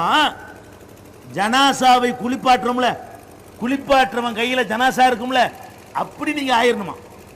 அப்படின்னா என்ன அர்த்தம்? ஒரு ஜனாசாவை குளிப்பாட்டுறோம், அந்த ஜனாசா நம்மள்ட்ட சொல்லுமா, முதுகுல கொஞ்சம் அழுக்கு இருக்கு தேயின்னு சொல்லுமா? அது பாட்டு கிடக்கும், உருட்டினாலும் கிடக்கும், பரட்டினாலும் கிடக்கும், குப்புறப்பட்டாலும் சும்மா இருக்கு, மல்லாக்கப்பட்டாலும் சும்மா இருக்கு, தண்ணி ஊற்றினாலும் சும்மா இருக்கு, அது சளி பிடிச்சிக்கிற மூக்கடை சொல்லுமா? ஏதாச்சும் குடங்குளமா ஊற்றினாலும் சும்மா இருக்கு, ஒரு செம்புல குளிப்பாட்டினாலும் சும்மா இருக்கு. நீ என்ன பண்ணு? அங்க விட்டுட்டு பேசாம கிட. நீ வந்து முரீது வாங்குறதா இருந்தா ஷேகிட்ட கொண்டே ஒப்படைச்சிடணுமா? அவர் என்ன செய்வாராம்? உருட்டுவாராம், பரட்டுவாராம், மிதிப்பாராம், என்ன வேணாலும் செய்வாராம், சாம கிடக்கணுமா? அவர் நம்மளை ஒரு களிமண்ணை உருட்டி கொயவன் மண்பாண்டத்தை செய்யற மாதிரி உங்களை உருட்டி பிரட்டி நெஞ்சிருவாரு, ஒரு வழி பண்ணிடுவாருங்கிறாங்க. அட பாவிகள், அதுக்கு என்ன அர்த்தம்? நீ குர்ஆனை பார்க்காதன்னு அர்த்தம், ஹதீஸை பார்க்காதன்னு அர்த்தம். அல்லாவே உன்னை தடுப்பான், அதை பார்க்காத. இவர்கிட்ட ஜனாசா மாதிரி கடை, அவர் உருட்டுறதுக்கெல்லாம் நீ இடம் கொடு. அதுக்கு தான் என்ன பண்ணுவாங்க தெரியுமா? அந்த முரீது வாங்கினவன் ஒரு கடை வைக்க போறான்னு வைங்களேன், ஒரு ஜவுளி கடை திறக்க போறான், சீக்கிட்ட போவான், நான் ஜவுளி கடை திறக்கலாமா? இல்லை நீங்க வெத்தலை கொடுத்தவங்க திறப்பாங்க. அடே இவனுக்கு கடையை பத்தி என்ன தெரியும்? அது தெரிஞ்சா இவன் சம்பாரிச்சு தொழில் வச்சுட்டு போயிருக்க மாட்டானா? அவங்ககிட்ட போய் என்ன செய்யுது? நாங்க மளிகை கடை வைக்கவா, நாங்க ஜவுளி கடை வைக்கவா, நாங்க வெத்தலை கடை வைக்கவா, நாங்க சவுதிக்கு போவா, நாங்க அமெரிக்காவுக்கு போவான்னு கேட்பானுவோம். அவன் என்ன செய்வான்? ஏதோ வாயில வந்து சொல்லுவானா? அதை கேட்டுக்கிட்டு செய்வாங்க. இந்த ஷியா போரா கூட்டம் இருக்க நல்ல வியாபாரம் பண்ணிட்டு இருந்தாங்க மெட்ராஸ்ல. அவங்கள்ட்ட ஒரு செய்தி வந்தான், நீங்க இரும்பு வியாபாரத்தை விட்டுருங்க அப்படின்ட்டான். மற்றவன் எடுத்துட்டு போயிட்டாங்க, 9 தெருவு நிற்கிறாங்க. இப்போ இந்த செய்தி என்ன செய்யும்? அவன் வியாபாரம் என்ன செய்யணும்? அவன் டிசைட் பண்றான், நீ இரும்பு பண்ணாத, நீ பிளாஸ்டிக் பண்ணு, நீ இந்த வியாபாரத்தில் ஈடுபடு. இதையெல்லாம் கேட்குற அளவுக்கு ஆயிட்டானுங்க. அப்படி 3 கல்யாணம் பண்ணி வைக்கணுமா? செய்து போய் கேட்பாங்க, அந்த மாப்பிளை கொடுக்காத, இந்த மாப்பிளை கொடுக்காத. சில ஊர்களில் இந்த செய்குமார் என்ன பண்ணுவாங்க தெரியுமா? நல்ல பணக்காரன் விட்டு பொண்ணா இருந்தா அவங்க பிள்ளைய கட்டி வச்சிருவாங்க. ஏன்? பிள்ளைய வீட்டோட பொண்ணாடி மாப்பிள்ளை அனுப்பி விட்டுலாம்ல. இப்படி செய்குமார்கள் என்ன பண்றான்? கல்யாணத்தை போய் அவன்கிட்ட கேட்கறான், கர்மாதி அவன்கிட்ட கேட்கறான், வியாபாரத்தை பத்தி அவன்கிட்ட கேட்கறான், இப்படி எல்லாத்தையும் கேட்கறான், மார்க்கத்தையும் கேட்கறான். எந்த அளவுக்குன்னு சொன்னா இப்படின்னு சொல்றாங்க, ஹராமை சொல்லுவார், உனக்கு ஹராமா தெரியும், ஷேகுகளுக்கு பின்னாடி உள்ளது தெரியும், அதை கேளு, நன்மை இருக்கும். அதனால இந்த மாதிரி ஒரு மனுஷனை கடவுள் நிலைக்கு உயர்த்துவது, காலில் விழுவது நடக்குதா இல்லையா? ஷேகுன்னு சொல்றமே, காலில் விழுந்து கும்பிடுறாங்க, சைதா செய்யறாங்க, காலை கழுவி கொடுக்குறாங்க, அவனை ஒரு கடவுள் நிலையில கொண்டு வசுத்துறாங்க. இப்படியான பல சமாச்சாரங்களுடைய தொகுப்பு தான் தரிக்காங்கிறது. இந்த தரிக்காவில் சில சொல்லிவிட்டு இன்னொரு விஷயம் சொல்றேன். இந்த ஃபேமஸான தரிக்கா 2 இருக்குது. ஒன்று காதிரியா தரிக்கா, ஒன்று சாதிலியா தரிக்கா. காதிரியா தரிக்காண்டா என்ன? அப்துல் கார் ஜிலானி தரிக்கா. சாதிலியா தரிக்காண்டா என்ன? அபுல் ஹசன் சாதிலி தரிக்கா. இவங்க என்ன பண்ணுவாங்கன்னு கேட்டா, எவ்வளவு கிறுக்கங்கன்னு சொல்ல வர்றேன். இவங்களுக்கு மார்க் அறிவு கிடையாது, மூளை கிடையாது, குரானை பற்றி அறிவு கிடையாது, ஹதீஸை பற்றி அறிவு கிடையாது. இவங்க யாரை செய்யணும்னு நினைக்கிறாங்களோ அந்த கிறுக்கணும் எதையாவது சொன்னால் என்ன சொன்னாலும் செய்வாங்க. அப்படிங்கிறதுக்கு ஆதாரம் இந்த சாதிலியா தரிக்கா. இவன் ஹல்கான்னு சொல்லி என்ன பண்ணுவானுவோ, எல்லாம் கூடுவாங்க. ஒரு 30 பேர் 40 பேர் கூலிப்பட மாதிரி இருப்பானுவோ. 30 பேர் 40 பேர் கூட்டிகிட்டு என்ன செய்வான், ஊருக்குள்ள மௌத்து ஹயாத்து எதா இருந்தால் வந்துடுவாங்க. காசு எடுக்கலாம், பீஸ் வாங்கிட்டு வருவாங்க. வந்து என்ன செய்வான்னு கேட்டால் கையை கோத்துக்கிட்டு டான்ஸ் ஆடுவாங்க. உண்டு தானே டான்ஸ் ஆடு? எப்படி டான்ஸ் ஆடுவாங்க? இது என்னது? அல்லாஹ் திக்ர் செய்யறாராம். அல்லாஹ் திக்ர் செய்யறாங்களாம். கை ஒரு பக்கம் ஆடு, கால் ஒரு பக்கம் ஆடு, எல்லாம் ஒரு பக்கம் ஆடு. இப்படி ஆடக்கூடிய வகையில் என்ன செய்வான், திக்ர் செய்வான். வேடிக்கையா இருக்கிறத கூத்த பார்த்தீங்கன்னா நான் கேட்கிறேன், அல்லாஹ்வை திக்ர் செய்ய சொல்லியில்லப்பா, அல்லாஹ்வை எப்படி திக்ர் செய்யணும்? அல்லாஹ் உனக்கு சொல்லுகிறான், உதுகுர் ரப்பக ஃபீ நஃப்ஸிக வ தூனல் ஜஹரி மினல் கவுல். நீ அல்லாஹ்வை திக்ர் செய்வதாக இருந்தால் நஃப்ஸுக்குள்ளே செய். அல்லாஹ் சொல்றான், நஃப்ஸுக்குள்ளே திக்ர் செய். கொஞ்சம் சத்தம் வரணுமா? வ தூனல் ஜஹரி மினல் கவுல், உரத்த சத்தம் இல்லாமல் செய். ஒன்று இப்படி செய், இப்படி செய். வழங்க உங்களுக்கு இப்படி திக்ர் செய். ஏதாவது சொல்ல நினைக்கிறியா? சுப்ஹானல்லாஹ், ஓங்காதுக்கு வழங்கட்டும். சுப்ஹானல்லாஹ், அல்ஹம்துலில்லாஹ், ஓங்காதுக்கு வழங்கட்டும். இவ்வளவுதான் செய்யணுமே தவிர நீ போடுற கோரசா உகுங்கிற இப்படி திக்கிற போட்டுக்கிட்டு மைக்கை போட்டு கத்திரியடா, இதுதான் திக்ர் செய்யற முறையா? இறைவனை எப்படி திக்ர் செய்வது என்று அல்லாஹ் உனக்கு சொல்லி தர்றான். நீ என்ன பண்ற? காட்டு கத்து கத்தி பாட்டு படிச்சுக்கிட்டு செய்யற. தளர்வு பணிவோட திக்ர் செய்ய வேண்டும். இது பணிவா? உங்க அப்பன்ட்ட இப்படி கேப்பியா? அடே, உங்க அப்பன்ட்ட சைக்கிள் வாங்கி கேட்கணும். அங்க போய்கிட்டு சைக்கிள் டூ வீலர், அடே உங்க அப்பன்ட்ட கேப்பியா? அப்படி உன் அப்பன்ட்ட எப்படி கேட்ப? உன் பள்ளிக்கூடத்தில் படிச்ச வாத்தியார்ட்ட எப்படி கேட்ப? அடே உன் உஸ்தாத் எப்படி கேட்ப? ஒரு கேள்வி கேட்க வேணும். கையை கோத்துட்டு ஆடி போய் கேள்வி பார்ப்போம். உன் உஸ்தாதிட்ட ஒரு சந்தேகம் கேட்க போறதா இருந்தா 40 பேர் 40 மாணவன் கையை கோத்துட்டு போய் அங்கே ஒரு ஆட்டத்தை போட்டுக்கிட்டு உஸ்தாது ஒரு சந்தேகம். அடே கூறு கட்டவங்களா, நீங்க அல்லாஹ் என்ன நினைக்கிறீங்க? இந்த உஸ்தாதுக்கு இருக்கிற மரியாதை கூட அல்லாஹ்வுக்கு இல்லையா? ஒரு பள்ளிக்கூடத்து வாத்தியாருக்கு மரியாதை கூட அல்லாஹ் கொடுக்க மாட்டீங்களா? ஒரு பஞ்சாயத்து போர்டு தலைவனுக்கு கொடுக்குற மரியாதை கொடுக்க மாட்டீங்களா? உங்க அப்பனுக்கு கொடுக்குற மரியாதை கூட அல்லாஹ்வுக்கு இல்லையா? எப்படி ஆடுவ நீ? ஏடா, ஒருத்தரை மதிக்கிறான் ஆட்டம் போட்டா மதிப்பாது. அப்ப இந்த மாதிரி கேடு கட்ட கலாச்சாரத்தை கொண்டாந்து வச்சுக்கிட்டு இதை இஸ்லாமில் அப்புறம் அறிமுகப்படுத்துறாங்க. சஹாபாக்கள் கொஞ்சம் சத்தம் போட்டு ஒரு துவா செஞ்சு விட்டாங்க, ஒரு திக்ர பண்ணி விட்டாங்க. ரசூலுல்லாஹ் என்ன பண்றாங்க? இன்னக்கும் லா ததுன அஸம்ம, நீங்க செவிடனை கூப்பிடல, வலா காயிபன், மறைவாய் இருக்கிறவனை கூப்பிடல, பல் ததுன சமியம் பசீரா, அனைத்தையும் பார்த்து கொண்டும் கேட்டுக்கொண்டு இருக்கிறானே அவனை கூப்பிடுறீங்க, எது கத்துறீங்க என்று பெருமானார் ஸல்லல்லாஹு அலைஹி வஸல்லம் கண்டிச்சிருக்கிறாங்க. இவன் ஆட்டம் போட்டு கத்துறான்.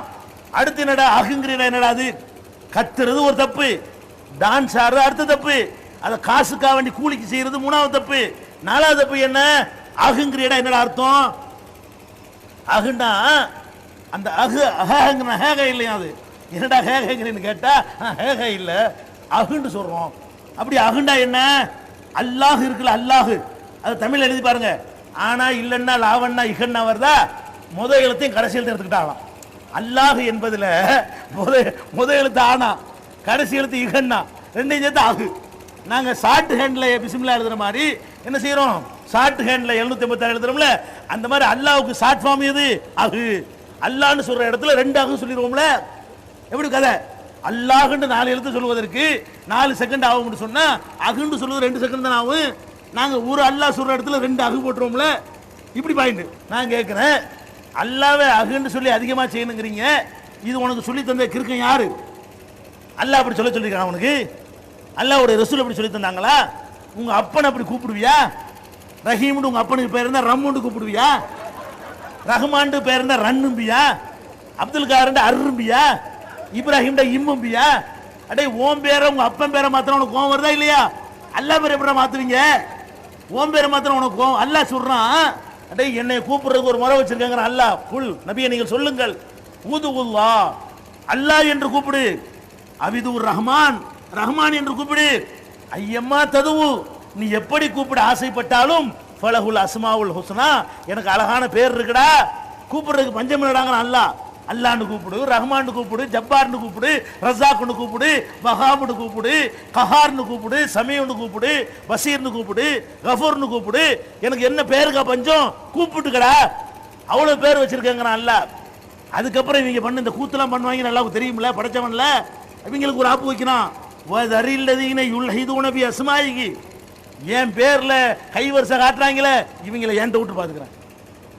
அடே நீ அகுன்னு சொல்றிய, அப்பவே நீ வந்துடுற அல்லாவுடைய கண்ட்ரோல்ல, உன்னைய நான் பாத்துக்கிறேன். என் பேர்ல விளையாடுறீங்களா? என் பேரை சிதைக்கிறீங்களா? என் பேர்ல கைவரிசையை காட்டுவீங்களா? அவனை இங்க விடுங்கிறான் அல்ல. நீ விடு, ஒதுங்க, அவனை நான் பாத்துக்கிறேன். அடே அதுக்கு என்ன அர்த்தம் வழங்குதா உனக்கு? உன்னை இழுத்து கொண்டே நரகத்தை தள்ளுவான்னு அர்த்தம். அல்லாஹ் எந்த விஷயத்துல நான் பாத்துக்கிறேன்னு சொல்றானோ அதெல்லாம் நிரந்தர நரகம். வட்டிக்கு அப்படித்தான் சொல்றான்.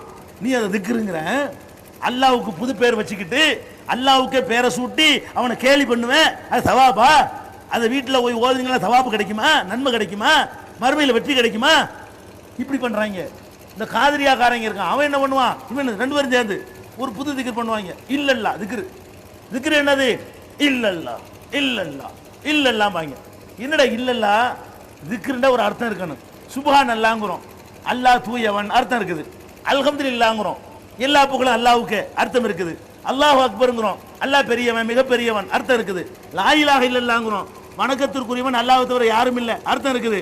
இவங்க என்ன பண்றாங்க தெரியுமா? இல்லல்லான்னு மட்டும் சொல்றாங்க. இல்ல என்ன அர்த்தம்? அல்லாஹ்வை தவிர, அல்லாஹ்வை தவிர எல்லாம் இருக்குன்னு அர்த்தம். அடே அல்லாஹ்வை தவிர எதுவும் இல்லைன்னு சொன்னா தானே திக்ரு. திக்ருன்னா ஒரு அர்த்தம் இருக்குன்னு. அல்லாஹ்வை தவிர, அல்லாஹ்வை தவிர, அல்லாஹ்வை தவிர என்ன அர்த்தம்?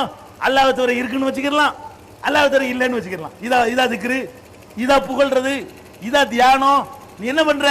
என்ன அமுட் பண்றாங்க? அதுக்கு தான் தௌஹீத் உள்ளத்துல போகல. இவன் லா இலாஹ இல்லல்லாஹ்னு சொல்லி இருந்தான்னு சொன்னா இந்த கபர் கிபர்லாம் வெளியே போயிருக்கு. இவன் தான் வெறும் இல்லல்லாஹ்னு சொன்னா அல்லாஹ் என்ன பண்ணிவிட்டான்? அல்லாஹ்வை தவிர நாகூர் ஆண்டவர் இருக்காரு, அல்லாஹ்வை தவிர அப்துல் காதிர் ஜிலானி இருக்காரு, அல்லாஹ்வை தவிர கலந்தர் மஸ்தான் இருக்காரு, அல்லாஹ்வை தவிர அந்த அப்பா இருக்கிறாரு, அல்லாஹ்வை தவிர நாகூர் யூசுப் தாதா தர்பார் இருக்காரு இல்லையா என்றெல்லாம் வந்து சொல்ற மாதிரி ஆக்கிட்டாங்க. அடுத்து என்ன பண்றான்? அடுத்த திக்கிற பாருங்க, காதிரியான்னு வச்சுக்கிறோம். ஹூ ஹூ ஹூ ஹூ மாங்க. கேள்விப்பட்டிருக்கீங்களா? ஹூன்னு என்ன அர்த்தம்? அவன் அவன் அர்த்தம். அவன் அவன் திக்கிறா. ஏண்டா ஏதாவது செய்யறதா இருந்தா ரஸாக்குன்னு சொல்லு, சமய கேட்கிறவன் சொல்லு, பார்க்கிறவன் சொல்லு. அவன் சொல்லுவது ஒரு புகழா? ஹூண்டா அவன் அர்த்தம்ங்க. நீ என்ன பண்றான்? அல்லாஹ்வுடைய எந்த ஒரு சிபத்தையும் சொல்லாம ஹூ ஹூ ஹூ ஹூமாங்க. இது சேர்த்து ஹூ ஹூமாங்க. ஏதோ ஒரு சந்தக்கட மாதிரி இருக்கு. இது யாரா சொல்லி தான் திக்கிற? இது என்ன பண்ணிவிட்டாங்க உனக்கு? அல்லாஹ்வுடைய பள்ளி வாசல்ல இதை சொல்ல வச்சு விட்டாங்களா இல்லையா உங்களை? அல்லாஹ்வுடைய பள்ளியில அல்லாஹ்வுடைய வீட்டுக்குள்ள அல்லாஹ்வை கேலி பண்றானுங்கள, அதை திக்ருன்னு கொண்டு விட்டாங்களே, இது மார்க்கமா? அப்புறம் என்ன பண்ணுவாங்க? இதெல்லாம் எப்போ வந்துச்சுங்கிற ஆதாரம் அவங்க செய்யற திக்ருலே வரும். என்ன திக்ரு வரும்? இந்த திக்ரு செஞ்சுட்டு வருவாங்களா, அதுல ஒண்ணு வரும், ஹக்குத்து ஹக்குமாங்க தெரியுது. என்ன செய்வான்? ஹக்குத்து ஹக்கு. இது என்னடா அங்கதான் மாட்டுறாங்க. இப்ப காதிரியா தரிக்கான என்ன அர்த்தம்டா? அப்துல் காதிர் ஜிலானி தரிக்கான்னு சொல்ல வர்றாங்க. அதான் காதிரியா. அப்துல் காதிர்ல காதிர் இருக்குல்ல, அவர் உண்டாக்குன தரிக்காங்கிறாங்க. அவர் எப்போ உள்ளவர்? 500ல உள்ளவர். இவங்க என்ன பண்றாங்க? திக்ர்ல ஹக்கு தூ ஹக்குங்கிறாங்க. தூண்டா என்னங்க? உருது அரபிய வார்த்தை இல்ல இது. ஹக்கு தூ ஹக்குங்கிறாங்கல. இந்த தூங்குற வார்த்தை என்னது? உருது வார்த்தை. அப்துல் காதிர் ஜிலானி காலத்துல உருது பாஷையே உண்டாவல. அப்துல் காதிர் ஜிலானி உருது பாஷை 400 வருஷம் தான் ஆகுது. உருது பாஷை முஸ்லிம் மன்னர்கள் இந்தியாவுக்கு வந்த பிறகு அந்த ஆப்கான் பாஷை, பார்சி பாஷை, சமஸ்கிருத பாஷை எல்லாத்தையும் போட்டு கலந்து ராணுவத்துக்காக உண்டாக்கப்பட்ட ஒரு பாஷை தான் உருதுங்கிறது. உருது 400 வருஷம் தான் ஆகுது. இவங்க என்ன பண்றாங்க? அப்துல் காதிர் ஜிலானி பேர்ல தரிக்கா வச்சுக்கிறாங்க, உருதுல திக்ர் செய்யறாங்க. என்ன விளங்குது? இது நேத்து உண்டானது. 400 வருஷத்துக்கு முன்னாடி ஒரு பாஷை உண்டாவுத, அந்த பாஷையிலிருந்து இது வருதுன்னு சொன்னா இதுக்கு அப்துல் காதிர் ஜிலானி சம்பந்தம் விளங்குதா இல்லையா? ஹக்குத்து ஹக்களே வழங்கி போயிடுது, வண்டவாளம் இழுத்து போயிடுது. இதுக்கு அவருக்கு சம்பந்தம் இல்லை. இந்த மாதிரியான தரிகாக்கள் பேர்ல அல்லாஹ்வை கேலி செய்கிறார்கள். இதெல்லாம் உங்களை வெற்றி பெற செய்யாது. திக்ர் விஷயத்தில் எப்படி இருக்க வேண்டும் என்றால், ஒரு சின்ன சேஞ்ச் வந்தா கூட அல்ஹம்துக்கு பதிலா இந்த அல்ல விட்டுவிட்டு வெறும் ஹம்துலில்லான்னு சொன்னீங்கன்னு வைங்க, மூஞ்சிலுக்கு எரிஞ்சிரும் அல்லாஹ். இந்த மாதிரியான முசீபத்துகள் இருந்து நம்ம மீள வேண்டும். நபி வழியில் நபி வழிக்கு முரணான இந்த மாதிரி தரிகாங்கிற முசீபத்திலிருந்து